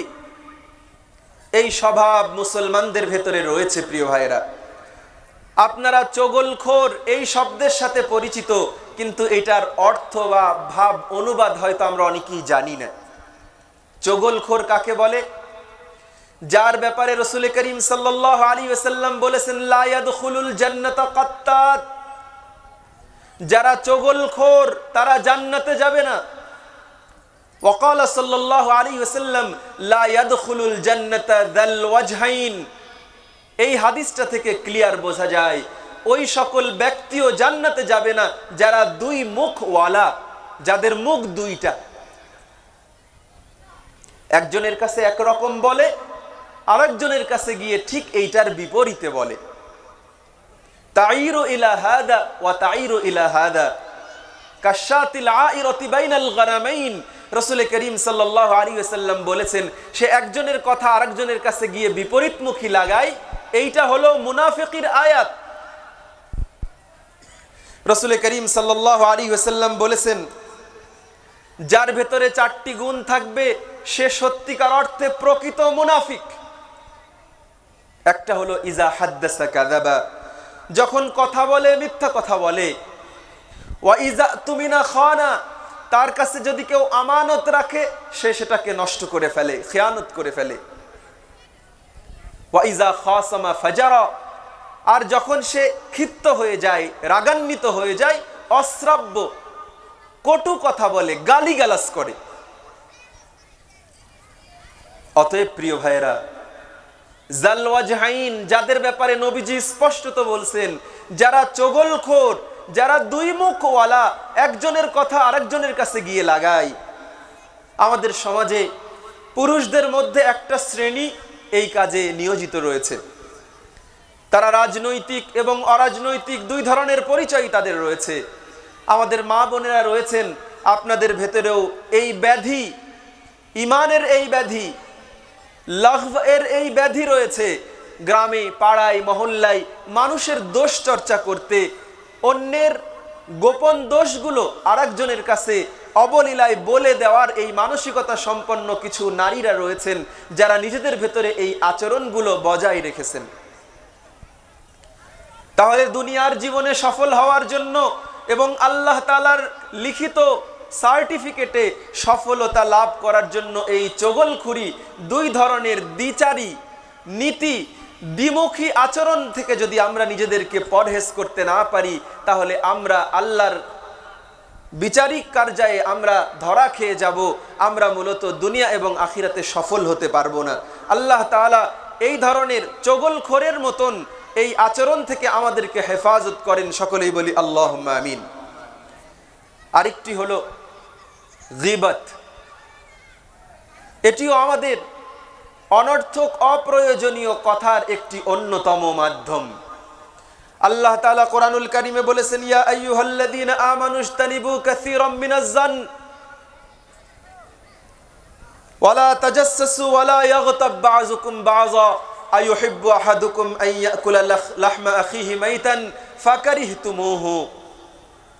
আল্লাহ তাআলা কোরআনুল কারীমে বলছেন, হে বনি আদম, হে আমার বান্দাগণ, হে ঈমানদারগণ, তোমরা ধারণা করা থেকে বেঁচে থাকো। ইজতানিবু কাসীরাম মিনাজ-জান, তোমরা মানুষের প্রতি ধারণা করো না যে মনে হয় হুজুর এই রকম করেছে, ও মনে হয় আমার ব্যাপারে এই চিন্তা করছে, এই অপরাধ সম্ভবত ওর ইশারায় হয়েছে। এরকম চিন্তা আমরা করি না করি প্রিয় ভাইয়েরা। আল্লাহ তাআলা কোরআনুল কারীমে এটা নিষেধ করছেন, ইয়া আইয়ুহাল্লাযীনা আমানু, হে ঈমানদারগণ, নিজেরা যদি ঈমানদারের দাবিদার হয়ে থাকো তাহলে ইজতানিবু কাসীরাম মিনাজ-জান, ধারণা করার এই অপ্রয়োজনীয় বিষয় থেকে বাঁচো। ওয়ালা ইয়াগতাব বা'যুকুম বা'যা, আল্লাহ তাআলা বলছেন যে পরস্পরের গীবত করো না। আইয়ুহিব্বু আহাদুকুম আন ইয়াকুলা লাহমা আখিহি মাইতান, তোমাদের কেউ কি এরকম পছন্দ করে যে নিজের ভাই মারা গেছেন, তাকে খাটিয়ায় রেখে দেওয়া হয়েছে, তাকে দাফন করার আগে চাকু দিয়ে কেটে কেটে তার গোশতগুলো খাবে? আল্লাহ তাআলা বলছেন, যদি কোনো মুমিন অপর মুমিনের গীবত করে, এটার অপরাধ হলো যে সে তার নিজের মৃত ভাইয়ের গোশত ভক্ষণ করে। অন্য হাদিসে এসেছে যে তার নিজের মায়ের সঙ্গে ব্যভিচার করে। নাউযুবিল্লাহ, আস্তাগফিরুল্লাহ। কিন্তু গীবতটা আমরা অনেক সময় বুঝি না। গীবত কি জিনিস? রাসূল করিম সাল্লাল্লাহু আলাইহি ওয়াসাল্লাম, সাহাবায়ে কেরামরা তাকে জিজ্ঞাসা করেছেন, ইয়া রাসূলুল্লাহ মাল গীবা, গীবত কি? রাসূল করিম সাল্লাল্লাহু আলাইহি ওয়াসাল্লাম ছোট্ট একটা কথা বলেছেন, যিকরুকা আখাকা বিমা ইয়াকরাহু। গীবত হলো সেই কথা, তোমার ভাই সম্পর্কে এমন কথা আরেকজনকে বলা যেই কথাটা তোমার ভাই অন্য কাউকে বলা পছন্দ করে না। প্রিয় ভাইরা, অথচ সেই কথাটা সত্য। যেমন আমি যদি উদাহরণ দেই, সেটি হলো, আপনারা আজকের আলোচনা শুনে বাড়িতে যাওয়ার পরে আপনারা বললেন যে হুজুর মাশাআল্লাহ ভালোই বলেছেন, তবে হুজুরের কণ্ঠ নেই, শুনে মজা পেলাম না। এই কথাটা সত্য না মিথ্যে? সত্য, কারণ আমি অন্য অনেক আলোচকদের মতন সুলীলিত কণ্ঠে ওয়াজ করতে পারি না, এটা সত্য কথা। আবার যদি কেউ বলেন যে আলহামদুলিল্লাহ হুজুর মাশাআল্লাহ, কিন্তু হুজুর একটু বেটে, আসলেই আমি বেটে, আল্লাহ আমাকে এভাবে তৈরি করেছেন, কিন্তু আমি চাই না, যদিও আমার সম্পর্কে বললে আমার একটুও মন খারাপ হয় না, কিন্তু যে ভাই সম্পর্কে আপনি তার ভেতরে থাকা ব্যক্তিগত সত্য কিছু ত্রুটির কথা আরেক ভাইকে বলছেন, যেই আলোচনা করাটা আপনার ওই ভাইটা পছন্দ করে না, যে তার ব্যাপারে আপনি অন্য কারো কাছে এই সত্য কথাগুলোই বলেন, এটাই হলো গীবত। নবীজি কত চমৎকার করে বলছেন, যিকরুকা আখাকা বিমা ইয়াকরাহু, তোমার ভাই সম্পর্কে এমন কথা বলা যা তোমার এই ভাই পছন্দ করে না যে এই কথাগুলো অন্য কাউকে বলা হোক। তা যত সত্য কথাই হোক না কেন। অতএব প্রিয় ভাইয়েরা, গীবত এই ধরনের অনর্থক অপ্রয়োজনীয় কথা, এটি বলার দ্বারা দুনিয়াতে যেরকম আমাদের কোনো লাভ হয় না, আখিরাতেও আমাদের আমল নামায় কোনো সওয়াব অর্জন হয় না, বরং এই কথা বলার দ্বারা এমন গোনাহ হয় যে নিজের আপন ভাইয়ের গোশত খাওয়ার মতন গোনাহ হয়। রাসূল করিম সাল্লাল্লাহু আলাইহি সাল্লামের কাছে এক সাহাবী এসে দাঁড়ালেন, রমাদান মাস তখন। রাসূলুল্লাহ সাল্লাল্লাহু আলাইহি ওয়াসাল্লাম তাকে বললেন যে, তুমি, ইয়া রাসূলুল্লাহ, নবীজি ওই ব্যক্তিকে বললেন যে, তুমি, আমি তোমার দাঁতের ফাঁকে গোশত দেখতে পাচ্ছি, তোমার তো রোজা হয়নি। সাহাবী তো আশ্চর্য, ইয়া রাসূলুল্লাহ, আমি তো রোজা আছি। রাসূল করিম সাল্লাল্লাহু আলাইহি সাল্লাম তখন তাকে বলছেন যে, তুমি তাহলে মাত্রই তোমার কোনো ভাইয়ের গীবত করেছো। আল্লাহ তাআলা যে কোরআনুল কারীমে বললেন যে গীবত করার অর্থ হলো তার মৃত ভাইয়ের গোশত খাওয়া, আর রাসূল করিম সাল্লাল্লাহু আলাইহি সাল্লাম বলছেন যে আমি তোমার দাঁতের ফাঁকে গোশতের আঁশ দেখতে পাচ্ছি, তুমি এখনই মাত্র তোমার কোনো ভাইয়ের গীবত করে আসলে। মুসলমান নামাজ পড়ে, রোজা রাখে, হজ করে, যাকাত দেয়, ইসলামী দল সংগঠনের সদস্য হয়, পীর মাশায়েখের মুরিদ হয়, তাবলিগে সাল চিল্লা লাগায়, কিন্তু প্রিয় ভাইয়েরা, এক ইসলামী দলের সদস্য আরেক ইসলামী দলের বিপক্ষে অথবা সপক্ষে গীবতমূলক কথা আমরা বলি না? বলি প্রিয় ভাইয়েরা। এবং আমরা বলে নেওয়ার সময় একথা বলেই শুরু করি যে আল্লাহ মাফ করেন ভাই, গীবত করছি না। কথাটা হচ্ছে এই, গীবত করছি না এ কথা বলেই তিনি গীবতের কথাটা শুরু করেন, অথচ এই কথাটা অনর্থক, এটা অপ্রয়োজনীয়, এটা জাগতিক জীবনে আমাদের জন্য কোনো কল্যাণ বয়ে আনে না। আমাদের অ্যাকাউন্টে অথবা বিকাশে 5 টাকা জমা হয় না, অথচ আমাদের অ্যাকাউন্ট থেকে আমাদের কৃতকর্ম, আমাদের নেক আমল আল্লাহ তাআলা দূরীভূত করে দেন। আমাদের আমল নামায় আল্লাহ তাআলা একটা কালো দাগ টেনে দেন, গোনা লিখে দেন। এজন্য আল্লাহ তাআলা বলছেন, সফলকাম তারা যারা দুনিয়াতে অনর্থক কথা বলা থেকে বিরত থাকতে পেরেছে।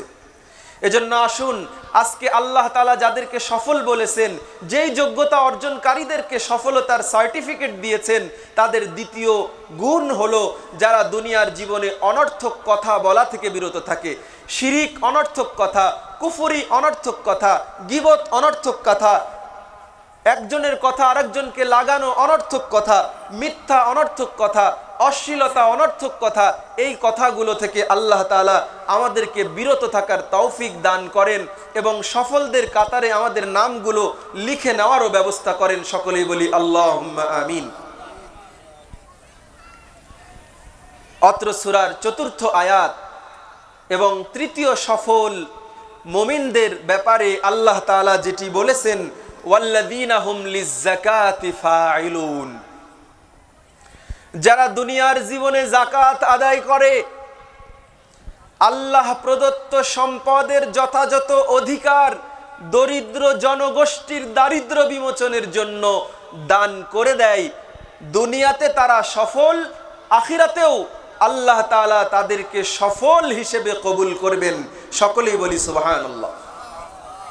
যাকাত এমন একটি বিষয় যে ব্যাপারে আলোচনা ন্যূনতম করার জন্য কয়েক ঘন্টা সময় দরকার। প্রিয় ভাইয়েরা, আপনাদেরকে অনুরোধ করব, আজকের এই মাহফিল থেকে আপনারা জেনে যান যে যাকাত যদি কেউ জাগতিক জীবনে আদায় করে, দুনিয়ার জীবনে তিনি সফল হবেন, আর আখিরাতের সফলতা তো থাকছেই।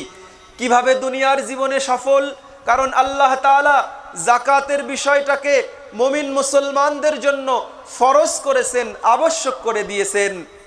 আল্লাহ তাআলা কোরআনুল কারীমে যত জায়গায় নামাজের কথা বলেছেন, আকিমুস সালাহ ওয়া আতুজ যাকাহ, নামাজ পড়ো, যাকাত দাও। আল্লাহ তাআলা বলেছেন, ওয়া আতু হাক্কাহু ইয়াওমা হাসাদিহি, যেদিন তোমরা ফসল কাটবে, ক্ষেত থেকে ধান, গম, অন্যান্য শস্য, ফল ফসল যেদিন ঘরে তুলবে, সেদিন তার হক অশর দিয়ে দাও।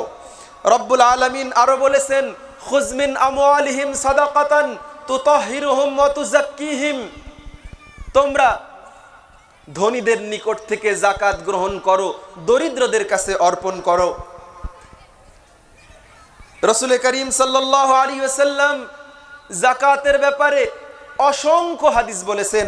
আল্লাহ তাআলা আরো বলেন, ওমা আতাইতুম মির রিবান লিয়ারবুয়া ফি আমওয়ালিন নাস ফালা ইয়ারবু ইনদাল্লাহ ওমা আতাইতুম মিন যাকাতিন তুরিদুনা ওয়াজহাল্লাহ ফাউলাইকা হুমুল মুযআফুন। আমাদের সমাজে অর্থনৈতিক সমৃদ্ধির জন্য সুদি কারবারের প্রচলন হয়েছে। আল্লাহ তাআলা কোরআনুল কারীমে বলছেন, তোমরা সুদ ভিত্তিক অর্থ ব্যবস্থার মাধ্যমে মানুষের যে সচ্ছলতা সফলতা কামনা করো, আল্লাহ তাআলার নিকটে কোনোদিন সুদ ভিত্তিক ব্যবস্থার মাধ্যমে সফলতা এবং সচ্ছলতা আসতে পারে না। আল্লাহ তাআলা বলছেন, ওমা আতাইতুম মিন যাকাতিন তুরিদুনা ওয়াজহাল্লাহ, আল্লাহর সন্তুষ্টি চিত্তে যাকাত ব্যবস্থাপনায় মানুষের দুর্সহ দুর্বিষহ জীবন দুর্দশা অভাব মেটানোর জন্য তোমরা যে পদক্ষেপ নাও, উলাইকা হুমুল মুযআফুন, আল্লাহ তাআলার কাছে এইটা বহুগুণে প্রবৃদ্ধিকারী, বাড়িয়ে দেওয়া। এজন্য প্রিয় ভাইরা, যাকাত ইসলামী অর্থ ব্যবস্থার মূল চালিকা শক্তি। ধনী এবং দরিদ্র এটি আল্লাহ তাআলা তৈরি করেছেন, কিন্তু আল্লাহ তাআলা উভয়ের মাধ্যমে ব্যালেন্স করেছেন।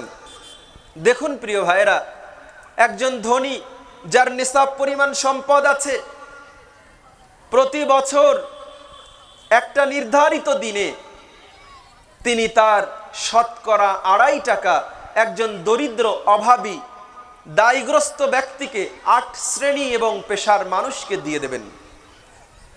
একজন দরিদ্র, একজন অভাবী সাধারণভাবে দুর্বল হয়, কম শিক্ষিত হয়, অসচেতন হয়। তার কাছে টাকা এলে হাপুর হুপুর বাজার করে খেয়ে শেষ করে ফেলে। বাকি সময় সে কিভাবে চলবে? ধনী বা সচ্ছল শ্রেণী যারা, তারা শিক্ষিত হয়, সচেতন হয়, দূরদর্শী হন।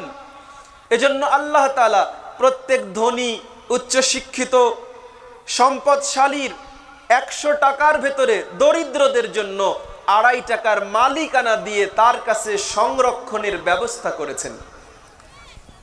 শুধুমাত্র টাকার উপরে লেখা থাকে, চাহিবা মাত্র ইহার বাহককে দিতে বাধ্য থাকিবে। প্রত্যেক সম্পদশালীর জন্য আল্লাহ তাআলার কোরআনের অগণিত আয়াতে কারিমার ব্যাখ্যা হলো যে দরিদ্র ব্যক্তি যাকাতের অর্থ আপনার কাছে চাহিবা মাত্র আপনি তার হক, এটা আপনার তার প্রতি করুণা অথবা অনুকম্পা নয়, আপনি হক বুঝিয়ে দিতে বাধ্য থাকবেন। দরিদ্র যাকাতের এই হক আপনার বাড়িতে নিতে গিয়ে পদপিষ্ট হয়ে মৃত্যুবরণ করবে, এইটা হবে না। আপনি এমন পোশাক কিনে লাইন ধরে অব্যবস্থাপনার মাধ্যমে যাকাত দেবেন যা বাড়িতে নিয়ে আসার পরে 1 থেকে 2 মাস পরিধান করা যায় না, গায়ে এবং পরনে পড়লে তার সতর আবৃত হয় না। এই ধরনের পোশাকের ব্যবস্থাপনায় যাকাত দেওয়ার নাটক করে আপনি আল্লাহ তাআলা কর্তৃক দায়িত্ব থেকে অব্যাহতি পেতে পারেন না। এজন্য প্রিয় ভাইরা, যাকাত ইসলামী অর্থ ব্যবস্থার মূল চালিকা শক্তি। আল্লাহ তাআলা আমাদের মধ্যে যাদেরকে নিসাব পরিমাণ সম্পদের মালিক বানিয়েছেন, যাদের স্বর্ণ শুধু স্বর্ণ আছে, আমাদের মায়েরা ভালো করে বুঝবেন। এ কথা বললে পুরুষদের 2-1টি কথা বলতে হয়। প্রিয় ভাইরা, আমাদের সমাজে বিবাহের মাধ্যমে আমরা নারীদেরকে যে মোহর দেই গহনার মাধ্যমে, এই গহনাগুলো সত্যি কি আমরা আমাদের মেয়েদেরকে দেই? আমার তো মনে হয় না। কারণ আল্লাহ তাআলা কোরআনুল কারীমে যেটা বলেছেন যে ওয়াতুহুন্না উজুরাহুন্না নিহলা, তোমরা ন্যায়সঙ্গতভাবে তাদেরকে মোহর দেবে, অর্থাৎ তাদের সামাজিক মর্যাদা অনুযায়ী, তাদের পারিবারিক স্ট্যাটাস যেমন সেই অনুযায়ী মোহর দিয়ে দাও। আমরা মোহর দেই, গহনা দেই অথবা নগদ টাকা দেই। এক শ্রেণীর কাপুরুষ আছে যারা ক্ষমা চেয়ে নেয় অথবা জীবনভর কোনোদিন ওই ঋণ তারা পরিশোধ করে না। আল্লাহ তাআলা কোরআনুল কারীমে মোহর দেওয়াকে ফরজ করেছেন। আজকে যদি আপনারা কেউ এসে আমাকে বলেন যে হুজুর, আমি তো নামাজ পড়তে পারি কিন্তু অসুস্থ, আমি যদি আপনাকে বলি যে ঠিক আছে ভাই, আপনাকে নামাজ মাফ করে দিলাম, আজকের এশার নামাজটা আপনার আর পড়া লাগবে না, আমি কি নামাজ মাফ করে দেওয়ার অধিকার রাখি? অথবা আমি কাউকে নামাজ মাফ করে দিলে তার উপর থেকে আল্লাহর ফরজ বিধান কি রহিত হয়ে যায়? কখনো হয় না প্রিয় ভাইয়েরা। এজন্য মোহরের ব্যাপারটা আল্লাহ তাআলা ফরজ করে দিয়েছেন। আপনি ক্ষমা চেয়ে নিয়েছেন, এটার অর্থ হলো আপাতত তাকে পরিশোধ না করে তার সঙ্গে সংসার চালিয়ে যাওয়ার অনুমতি দেওয়া হয়েছে, কিন্তু আল্লাহ কর্তৃক আপনার উপরে অর্পিত ফরজ দায়িত্ব আপনার উপার্জিত সম্পদ থেকে তাকে দিয়ে দিতেই হবে। এটাই আল্লাহর বিধান। দিয়ে দেওয়ার পরে আপনার স্ত্রী যদি আপনার প্রতি হৃদয়বান হয়ে আপনাকে দিয়ে দেয় সবটুকু অথবা অংশ বিশেষ, তখন ওইটা থেকে আপনি খরচ করেন, ব্যবসার কাজে লাগান, বাড়িঘর করেন, কোনো অসুবিধা নেই। কিন্তু আমরা লক্ষ্য করে দেখি যে আমাদের সমাজে মেয়েরা তাদের গহনার উপরে কোনো কর্তৃত্ব প্রতিষ্ঠা করতে পারে না। স্বামীর অনুমতি ছাড়া তা কাউকে দান করে দিতে পারে না, তার নিজের আপন ভাই, ছোট বোন অথবা অন্য কাউকে তারা দিয়ে দিতে পারে না। তাহলে আপনি মূলত তাকে গহনাগুলোকে ব্যবহারের অনুমতি দিয়েছেন, তাকে দিয়ে দেন নাই। কারণ রাসূল করিম সাল্লাল্লাহু আলাইহি ওয়াসাল্লাম একটা উদাহরণ দিয়ে বলেছেন যে মানুষকে কোনো কিছু দান করে সেটাকে ফেরত নেওয়া, তার উপরে কবজা রাখা, এইটার দৃষ্টান্ত হলো তেমন যে দান করার পরে যা আবার খোটা দেয় বা ফেরত চায়, এইটার উদাহরণ হলো যে কুকুর বমি করে, এরপরে সেই বমিটা আবার চেটে চেটে খায়। নাউযুবিল্লাহি মিন যালিক। প্রিয় ভাইরা, এজন্য আমাদের মাদেরকে বলবো, আমাদের বোনদেরকে বলবো, অভিভাবকদেরকে বলবো যে আপনারা যথাযোগ্য উপায়ে হিসাব করে আপনার স্ত্রী, আপনার কন্যা, আপনার মা, তাদের জাকাতগুলো দিয়ে দেবেন। যদি শুধুমাত্র স্বর্ণ থাকে তাহলে সেইটার জাকাতের নিসাব হলো 7.5 ভরি অথবা তোলা। খুব একটা ব্যবধান নেই, একেবারেই সীমিত। যদি কোনো মেয়ের শুধুমাত্র গহনা ছাড়া অন্য কোনো নগদ অর্থ না থাকে, রূপা বা চাঁদি না থাকে, তাহলে তার নিসাব বিনাফসিহা। কিন্তু যদি 3 ভরি অথবা 1 ভরি স্বর্ণ আছে, সাথে একটু চাঁদি আছে, অথবা আব্বা আম্মা দেওয়া কিছু নগদ টাকা আছে, তাহলে কিন্তু ওই 1 ভরি স্বর্ণের উপরেই তার জাকাত হবে। কারণ রূপা থাকার কারণে অথবা নগদ অর্থ থাকার কারণে পুরো স্বর্ণ এবং রৌপ্যগুলো রূপার ভিত্তিতে এটা গণ্য হবে। যাই হোক, এ সকল মাসআলাগুলো যদি আপনারা পরিচ্ছন্ন না হতে পারেন অথবা সংক্ষিপ্ত আলোচনায় বিষয়গুলো পরিষ্কার করে বলা প্রয়োজন, আমরা আলহামদুলিল্লাহ পরিচ্ছন্ন আছি। আপনারা আপনাদের প্রয়োজন মাফিক জেনে নেবেন। জাকাত অত্যন্ত অত্যন্ত গুরুত্বপূর্ণ। কারণ যে সম্পদের জাকাত দেওয়া হয় না, ফাতুকুয়া বিহা জিবাবুহুম ওয়া জুনুবুহুম হাদা মা কানাসতুম লিআনফুসিকুম ফাযুকু বিমা কুনতুম তাকনিজুন। যেই অলংকারের জাকাত দেওয়া হয় না, আল্লাহ তাআলা কোরআনুল কারীমে বলছেন কিয়ামতের দিন ওই অলংকারগুলো জাহান্নামের আগুনে পোড়ানো হবে, উত্তপ্ত করা হবে। এরপরে ওই স্বর্ণের অলংকার, রৌপ্যের অলংকারগুলো দিয়ে তাদের কপালে, তাদের পৃষ্ঠদেশে, তাদের পার্শ্বদেশে ঠেসে ঠেসে ধরা হবে, সেক দেওয়া হবে। আর আল্লাহর ফেরেশতাদের পক্ষ থেকে সেদিন তাদেরকে ধিক্কার দিয়ে বলা হবে, এটা ওই অলংকার, এটা সেই সম্পদ যা তুমি তোমার নিজের জন্য জড়ো করেছিলে, পঞ্জীভূত করেছিলে। আজকে সেই সম্পদের স্বাদ চেখে দেখো, তা আস্বাদন করো। রাসূল করিম সাল্লাল্লাহু আলাইহি সাল্লাম মেয়েদের একটা সভায় মাজলিসে বললেন, ইয়া নিসা আল মুমিনিন তাসাদ্দাকনা মিন হুলিকুন্না, হে মুমিন নারীগণ, তোমরা তোমাদের অলংকারের যাকাত দাও। ফাইন্নী উরিতুকুন্না আকসারা আহলিন নার, কারণ আমি তোমাদের অধিকাংশকে জাহান্নামের আগুনে পুড়তে দেখেছি। নারীদের পক্ষ থেকে নবীজিকে জিজ্ঞাসা করলে, ইয়া রাসূলুল্লাহ, অধিকাংশ নারীর জাহান্নামে যাওয়ার কারণ কি?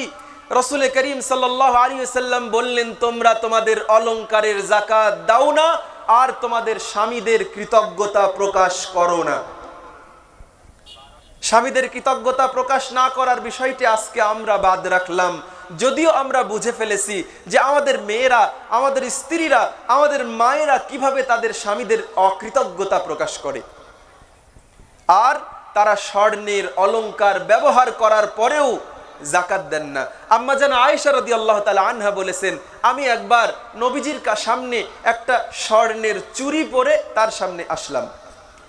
নবীজি বললেন, আয়েশা, এটা কোথায় পেয়েছো?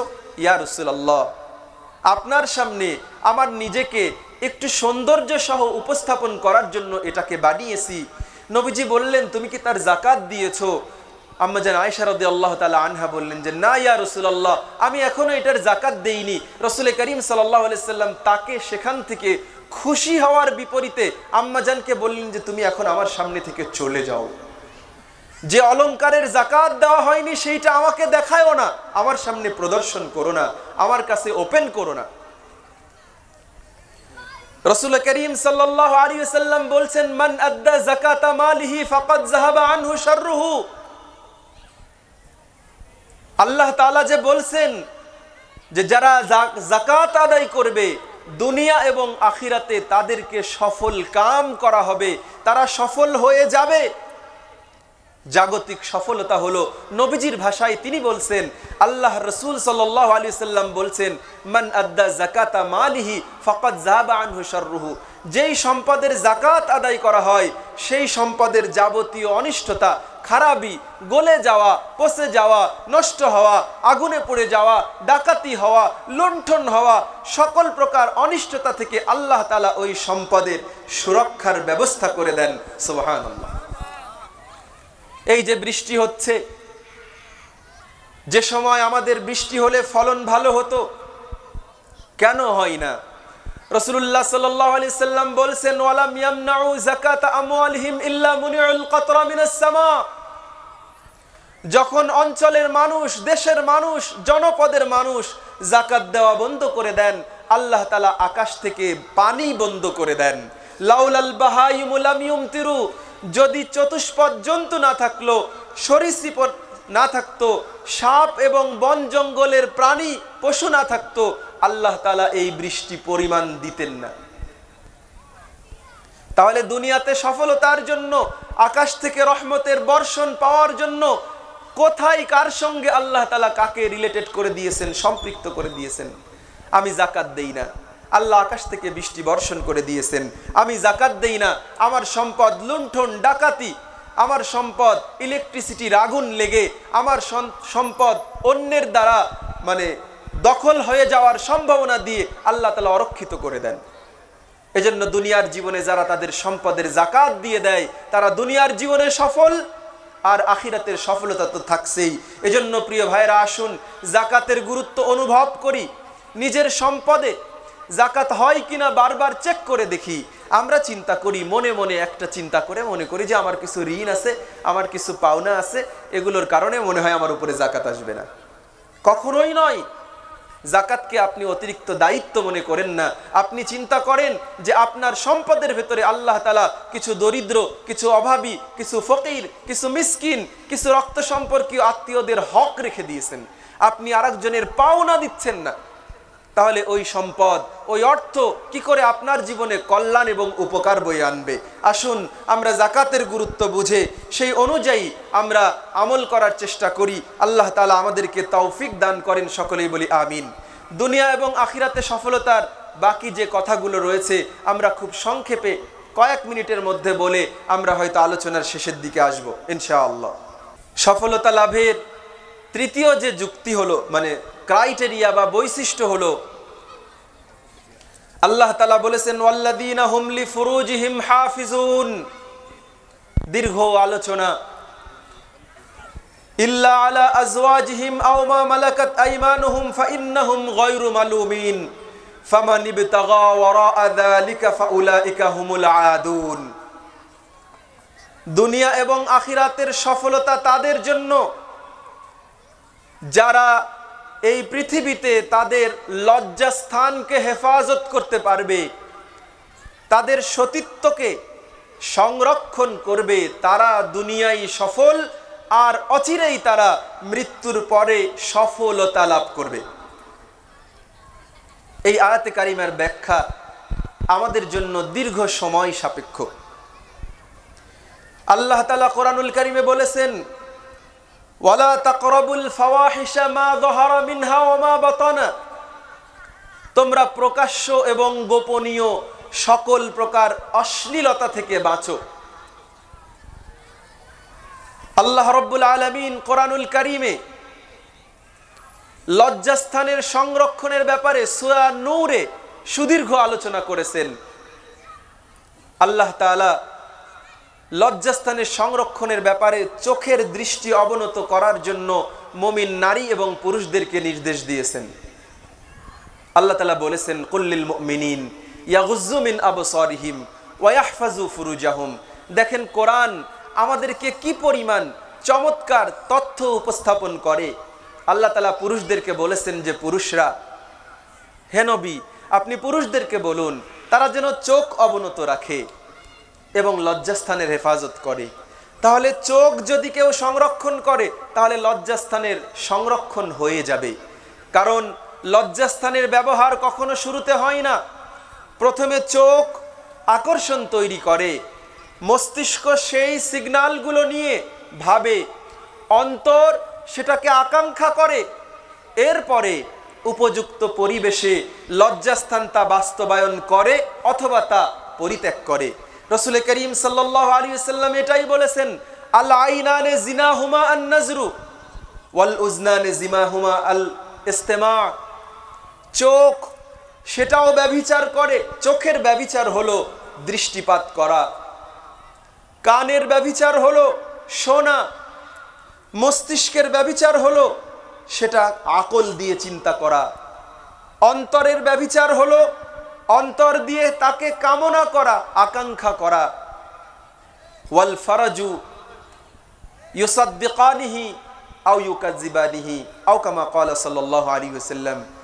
এই এতগুলো ইন্দ্রিয়ের সম্মিলিত ব্যবহার লজ্জাস্থানের কার্যকলাপকে হয় বাস্তবায়ন করে অথবা বাজেয়াপ্ত করে।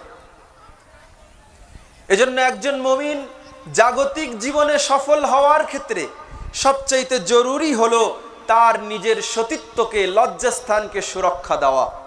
আর এই সুরক্ষা দেওয়ার পদক্ষেপ হিসেবে আল্লাহ তাআলা কোরআনুল কারীমকে পুরুষ জাতিকে নির্দেশ দিয়েছেন চোখ নামিয়ে চলা, নারী জাতিকে নির্দেশ দিয়েছেন চক্ষু নামিয়ে চলা। নারী জাতিকে বিশেষভাবে আল্লাহ তাআলা কোরআনুল কারীমে বলেছেন, ইয়া আইয়ুহান নাবিয়্যু কুল লিআজওয়াজিকা ওয়া বানাতিকা ওয়া নিসাইল মুমিনিনা ইউদনিনা আলাইহিন্না মিন জালাবিবিহিন্না যালিকা আদনা আন ইউরাফনা ফালা ইউযাইন। হে নবী, আপনি আপনার স্ত্রীগণকে, আপনার কন্যাগণকে এবং গোটা পৃথিবীর যাবতীয় বিশ্বাসী মুমিন নারীদেরকে বলুন, তারা যখন বাইরে যাবে, অন্যের সামনে তাদের বের হওয়ার প্রয়োজন হবে, ইউদনিনা আলাইহিন্না মিন জালাবিবিহিন্না, তারা যেন তাদের দেহের উপরে একটা বড় জিলবাব, একটা বড় খিমার, একটা বড় চাদর, একটা বড় আবরণ জড়িয়ে দেয়। যালিকা আদনা আন ইউরাফনা, এইটা তাদের চিনতে সাহায্য করবে। তো মিলল না। আমি এই আয়াতের তাফসীর বা অনুবাদ পড়ার পরে চিন্তায় পড়ে গেলাম যে আশ্চর্য, আল্লাহ তাআলা বললেন যে তারা যখন বাইরে বেরোবে তখন একটা বড় চাদর তাদের উপরে পেঁচিয়ে নেবে, এইটা তাদের চিনতে সাহায্য করবে। কি আশ্চর্য! চাদর মুড়ি দিলে তাকে চিনবে কি করে? তাহলে নিশ্চয়ই আল্লাহ তাআলার এই কথার কোনো নিগূঢ় তত্ত্ব আছে। যখন তাফসীর পড়লাম, নবীজির হাদিসগুলো জানলাম, তখন ব্যাপারটা একদম দিনের মতো স্পষ্ট হয়ে গেল। এটার অর্থ হলো এই চেনা মানুষকে চেনা নয়, বরং এই চেনা হলো আসলে তার সম্ভ্রান্তের চেনা। সে কতটা সৃজনশীল, কতটা অ্যারিস্টোক্রেট, কতটা সম্ভ্রান্ত পরিবারের, এইটা চেনা। ইসলামের আবির্ভাবের পূর্বে এবং ইসলামের সময়ে যারা সমাজের নিম্ন দরিদ্র শ্রেণী, যারা চাকর চাকরানি শ্রেণী, যারা দাস দাসী শ্রেণী, তাদের উপরে আল্লাহ তাআলা পর্দার বিধান দেন নাই। যারা বাড়িতে পরিচারিকার কাজ করে, যারা চাকর অথবা চাকরানি, যারা গোলাম অথবা বাদী, তাদের উপরে পর্দা নাই। তাদের দেহের যেহেতু তারা কঠোর পরিশ্রম করবে, তাদের জন্য পর্দার বিধান আল্লাহ তাআলা দেন নাই। কিন্তু যারা সুশীল সমাজ, যারা অ্যারিস্টোক্রেট ফ্যামিলির, যারা সম্ভ্রান্ত পরিবারের, তারা দাস দাসীর মতন, চাকর চাকরানির মতন, দাসীবাদীর মতন উলঙ্গ অবস্থায় অর্ধনগ্ন হয়ে কাসিয়াতিন আরিয়ার মতন পোশাক পরেও তারা উলঙ্গপনা বেহায়াপনা নিয়ে তারা বাইরে বেরোবেন না। আল্লাহ তাআলা এটাই বলেছেন, তারা একটা বড় চাদর পরে নেবে, জিলবাব পরে নেবে, খিমার দিয়ে মুড়িয়ে নেবে। এইটা তাদেরকে তাদের অ্যারিস্টোক্রেসি, তাদের সম্ভ্রান্ত এইটা পরিচয় দেওয়ার জন্য সহায়ক হবে। অর্থাৎ যে মেয়ে জিলবাব পরে বাইরে যায়, যে মেয়ে পর্দার সাথে বাইরে যায়, যে মেয়ে নিজের আবরণ ঢেকে বাইরে যায়, সে সুশীল পরিবারের, সে সম্ভ্রান্ত পরিবারের, সে অ্যারিস্টোক্রেট ফ্যামিলির। আর যে অর্ধনগ্ন, নগ্ন অবস্থায় তার বেশভূষায় চুল খোলা নিজের দেহকে প্রদর্শন করে চলে, সে মূলত আল্লাহর কোরআনের ভাষায় দাসীবাদী, চাকর চাকরানি, গোলাম এবং বাদী, নিম্ন স্তরের সামাজিক মর্যাদা বলে তাদের কিছু নাই। আল্লাহ তাআলা এটা বুঝিয়েছেন, যালিকা আদনা আন ইউরাফনা, তুমি তার সঙ্গে কেমন আচরণ করবে, কেমন বিহেভ করবে, তার ওই জিলবাব দেখে, তার কাপড় দেখে, তার ওড়না দেখে, তার খিমার দিয়ে তার অ্যারিস্টোক্রেসি প্রমাণ করবে সে। এজন্য প্রিয় ভাইরা, দেখুন ইসলাম কত চমৎকার ভাবে উপস্থাপন করেছেন, যালিকা আদনা আন ইউরাফনা ফালা ইউযাইন, এবং তাদেরকে ইফটিজিং করা হবে না। যখন কেউ জিলবাব পরে, ওড়না পরে, খিমার পরে বাইরে বেরোবে, একজন দুষ্টু প্রকৃতির যুবকেও তার প্রতি শ্রদ্ধার জন্ম লাভ করবে, বিপদে পড়লে তাকে সাহায্য করতে এগিয়ে আসবে, কিন্তু তার প্রতি তার লোলুপ দৃষ্টিপাত করবে না এবং তার প্রতি সে কখনো কটাক্ষমূলক দৃষ্টিপাতও করবে না। এজন্য প্রিয় ভাইয়েরা, আল্লাহ রাব্বুল আলামিন সফল কামদের 4 নম্বর গুণ বলেছেন যে তারা তাদের লজ্জাস্থানের হেফাজত করবে। আল্লাহ তাআলা আমাদের সকলকে, পুরুষ এবং নারীকে উভয়ের জায়গা থেকে লজ্জাস্থানের হেফাজত করার তৌফিক দান করেন, আমিন। 5ম এবং 6ষ্ঠ হলো ওয়াল্লাযীনা হুম লিআমানাতিহিম ওয়া আহদিহিম রাউন, যারা আমানত রক্ষা করে, অঙ্গীকার রক্ষা করে। বিস্তারিত আলোচনা।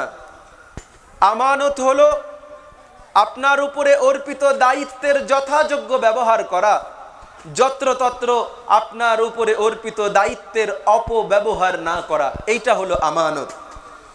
দীর্ঘ আলোচনা।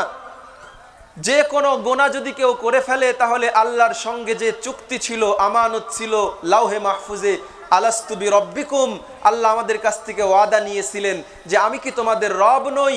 আমরা সবাই বলেছিলাম ক্বালু বালা, হ্যাঁ হে আল্লাহ আপনি আমাদের রব। তাহলে এই আমানতের খেয়ানত আমরা করে ফেললাম। যারা এই দুনিয়াতে আল্লাহর প্রতি বিশ্বাস স্থাপন করে না, আল্লাহর বিধানকে যথাযোগ্য মনে করে না, তারা মূলত এই খেয়ানত করে। ওয়াদা ভঙ্গ যারা করে তারাও খেয়ানত করে। অন্যায়ের যারা পক্ষপাতিত্ব করে, অন্যায়ের পক্ষে অবস্থান করে, তারাও আমানতের খেয়ানত করে। অযোগ্যদের হাতে যদি কোনো দায়িত্ব তুলে দেওয়া হয়, এইটাও আমানতের খেয়ানত। আপনার কাছে কেউ কোনো পরামর্শ চাইতে এসেছে, আপনি ভালো পরামর্শ জানেন, কিন্তু আপনি তাকে যথাযথ পরামর্শ না দিয়ে ভুল পরামর্শ দিলেন, এটিও আমানতের খেয়ানত। রাসূল করিম সাল্লাল্লাহু আলাইহি ওয়াসাল্লাম বলেছেন, সবচাইতে বড় আমানত হলো স্বামী স্ত্রীর পারস্পরিক সম্পর্কের আমানত।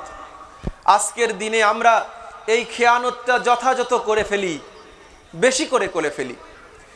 স্ত্রীর সঙ্গে স্বামীর, স্বামীর সঙ্গে স্ত্রীর একান্ত সম্পর্কগুলো, একান্ত অবস্থানকৃত কথাগুলো অন্য কোনো ছেলেদেরকে, অন্য কোনো মেয়েদেরকে, অথবা এই দুইজনের গোপন কথাগুলো আর কাউকে বলা যাবে না। রাসূল করিম সাল্লাল্লাহু আলাইহি ওয়াসাল্লাম বলেছেন, সবচাইতে বড় খায়েন, সবচাইতে বড় খেয়ানতকারী হলো সে যে তার এবং তার স্ত্রীর কথাগুলো মানুষকে বলে দেয়। রাসূল করিম সাল্লাল্লাহু আলাইহি ওয়াসাল্লাম অন্য হাদিসে বলেছেন, আরেকজন খেয়ানতকারী হলো সে যখন আরেকজন মানুষ তার সঙ্গে কথা বলার সময় এদিক ওদিক তাকায়। অর্থাৎ আপনি আমার সঙ্গে কথা বলছেন, এই কথাটা বলার সময় আপনি ডানে বামে তাকাচ্ছেন যে আমার সাথে, হুজুরের সাথে আমি যে কথাটা বলছি এই কথাটা আর কেউ শুনছে কিনা। তিনি কিন্তু আমাকে বলেন নাই যে হুজুর এই কথাটা আর কাউকে বলেন না, কিন্তু উনি আমাকে যখন বলছেন তখন আশেপাশে সতর্কতার অংশ হিসেবে তিনি দেখছেন যে অন্য কেউ আছে কিনা। তাহলে আমার জন্য তার এই বলা কথাটা যথাযথ আমার ভেতরেই রাখা, এইটা হলো আমানত। আমি যদি কোথাও তার এই কথাটা বলে দেই তাহলে এইটা হলো খিয়ানত হয়ে গেল। দুনিয়ার জীবনে কষ্ট পাওয়া, ব্যর্থ হওয়া এবং আখিরাতের জীবনে আমাকে আল্লাহ তাআলা ব্যর্থতাদের তালিকায় এই অপরাধের জন্য আমার নাম লিখে দেবেন। এজন্য প্রিয় ভাইরা, আমাদের জীবনে প্রত্যেকটা ক্ষেত্রে আমানত রয়েছে। আমাদের কর্মজীবনে সরকারের সঙ্গে চুক্তিকৃত সময়ের আমানত রয়েছে। আমরা শিক্ষকতা করি, একটা ক্লাসের বিশেষ বিষয় পড়ানোর যে আমানত আমাদের থাকে, সেই বিশেষ পাঠটাকে বছর শেষ হয়ে যাওয়ার আগেই তাদেরকে যথাযথ বুঝিয়ে পড়িয়ে দেওয়া, এটা আমাদের জন্য আমানত। সন্তান সন্ততি আমাদের জন্য আমানত। এজন্য আমানতের বিষয়গুলো আমরা বুঝবো এবং খেয়ানত না করে ফেলি, সেই ব্যাপারে সজাগ থাকব। আমরা প্রতিশ্রুতি দেই, ওয়াদা করি টাকা ধার দেওয়ার ক্ষেত্রে, সম্পদ বুঝিয়ে দেওয়ার ক্ষেত্রে, অথচ ওয়াদা রক্ষা করি না। ওয়াদা রক্ষা না করা কবিরা গুনাহ। রাসূল করিম সাল্লাল্লাহু আলাইহি ওয়াসাল্লাম ইহুদিদের সাথে কৃত চুক্তিগুলো এইভাবে রক্ষা করেছেন। আল্লাহ তাআলা আমাদেরকে এই গুণ অর্জনের মাধ্যমে দুনিয়া এবং আখিরাতে সফল হওয়ার তৌফিক দান করেন, আল্লাহুম্মা আমিন। শেষ করতে চাচ্ছি, শেষ কথা দিয়ে আল্লাহ তাআলা শুরু করেছিলেন নামাজে বিনয়ী হওয়া দিয়ে। আল্লাহ তাআলা এই যোগ্যতা সমূহকে শেষ করছেন নামাজের কথা দিয়েই।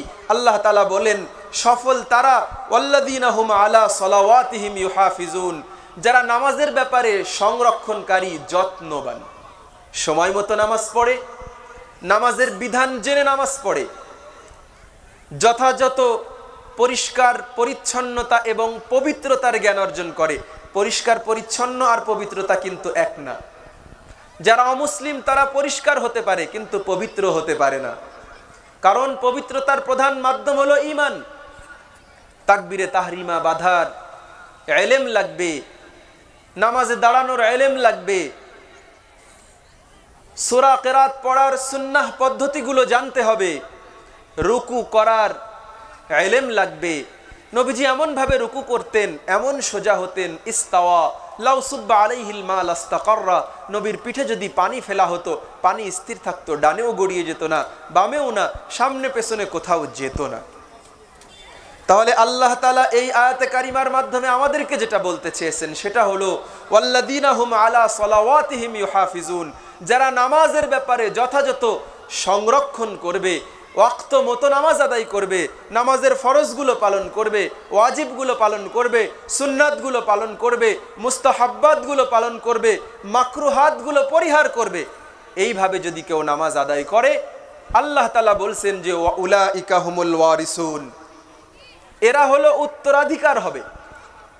আল্লাযীনা ইয়ারিসুনাল ফিরদাউসা হুম ফিহা খালিদুন। কিসের উত্তরাধিকারী? জান্নাতুল ফিরদাউসের উত্তরাধিকারী হবে। সকলেই বলি সুবহানাল্লাহ। আর আল্লাহ তাআলা বলছেন আল্লাযীনা ইয়ারিসুনাল ফিরদাউস হুম ফিহা খালিদুন, আর যারা জান্নাতুল ফিরদাউসের অধিকারী হবে তারা তথায় জান্নাতে একেবারে অনন্তকালের জন্য চিরস্থায়ী হবে। সকলেই বলি সুবহানাল্লাহ। এখানে অনেক ব্যাখ্যা রয়েছে। ওয়ারিশ কাকে বলে? আব্বা রেখে গেলে ছেলেরা পায়, এটাকে ওয়ারিশ বলে। রাসূল করিম সাল্লাল্লাহু আলাইহি সাল্লাম এটার চমৎকার ব্যাখ্যা করেছেন। রাসূলুল্লাহ সাল্লাল্লাহু আলাইহি সাল্লাম বলেছেন, দুনিয়াতে সব মানুষের জন্যই জান্নাত এবং জাহান্নামের একটা অংশ থাকে। যারা জান্নাতে যায় তাদের জন্য জাহান্নামের অংশটাকে মাইনাস করে দেওয়া হয়, আর যারা জাহান্নামে যায় তাদের জান্নাতের অংশটাকে জান্নাতীদের জন্য ওয়ারিশ করে দেওয়া হয়। আল্লাহ তাআলা যে বললেন যারা জান্নাতুল ফিরদাউসের অধিকারী হবে তাদেরকে ওয়ারিশ হিসেবে জান্নাত দেওয়া হবে, তারা নিজেদেরটা তো পাবেই। তারা নিজেদেরটা যেমন পেয়ে যাবে, ঠিক তেমনি জাহান্নামীরা জাহান্নামে যাওয়ার কারণে তারা ঈমান আনলে, আল্লাহর এই নিয়ম মেনে চললে তারা যে জান্নাতে আসতো তাদের বরাদ্দকৃত ওই জান্নাতটাকে এই জান্নাতীদের জন্য ওয়ারিশ করে দেওয়া হবে। প্রিয় ভাইয়েরা, আমি আমার আলোচনা শেষ করছি, শুধুমাত্র আমার জিস্টগুলো বলি। আজকে যে বিষয়গুলো আপনাদের সমীপে পেশ করেছি সফলতার একটা হলো নামাজে বিনয়িতার সাথে নামাজ আদায় করা। 2 নম্বর, যাবতীয় শিরকি, কুফরি, নেফাকি, তারপরে গীবত, গিল্লা, চগলখুরি, যাবতীয় অনর্থক কথা থেকে নিজেকে বাঁচানো। জাকাতকে যথাযথভাবে আদায় করা, নিজের সতীত্বকে যথাযথভাবে সংরক্ষণ করা, আমানত রক্ষা করা, ওয়াদা রক্ষা করা এবং সালাতকে তার বিধান অনুযায়ী পালন করা, এই 7টি গুণ যদি আমরা কেউ অর্জন করতে পারি তাহলে আল্লাহ তাআলা তাদেরকে জান্নাতুল ফেরদাউসের ওয়ারিস হিসেবে কবুল করবেন। আল্লাহ তাআলা আজকের এই মাহফিল থেকে আমি সহ আমার শ্রোতামণ্ডলীদের সকলকে জান্নাতুল ফেরদাউসের ওয়ারিস হিসেবে এবং মালিক হওয়ার তৌফিক দান করেন। আল্লাহুম্মা আমিন। সুবহানাক আল্লাহুম্মা বিহামদিকা আশহাদু আল্লা ইলাহা ইল্লা আনতা আস্তাগফিরুকা ওয়া আতুবু ইলাইক। ওয়াসসালামু আলাইকুম ওয়া রাহমাতুল্লাহ।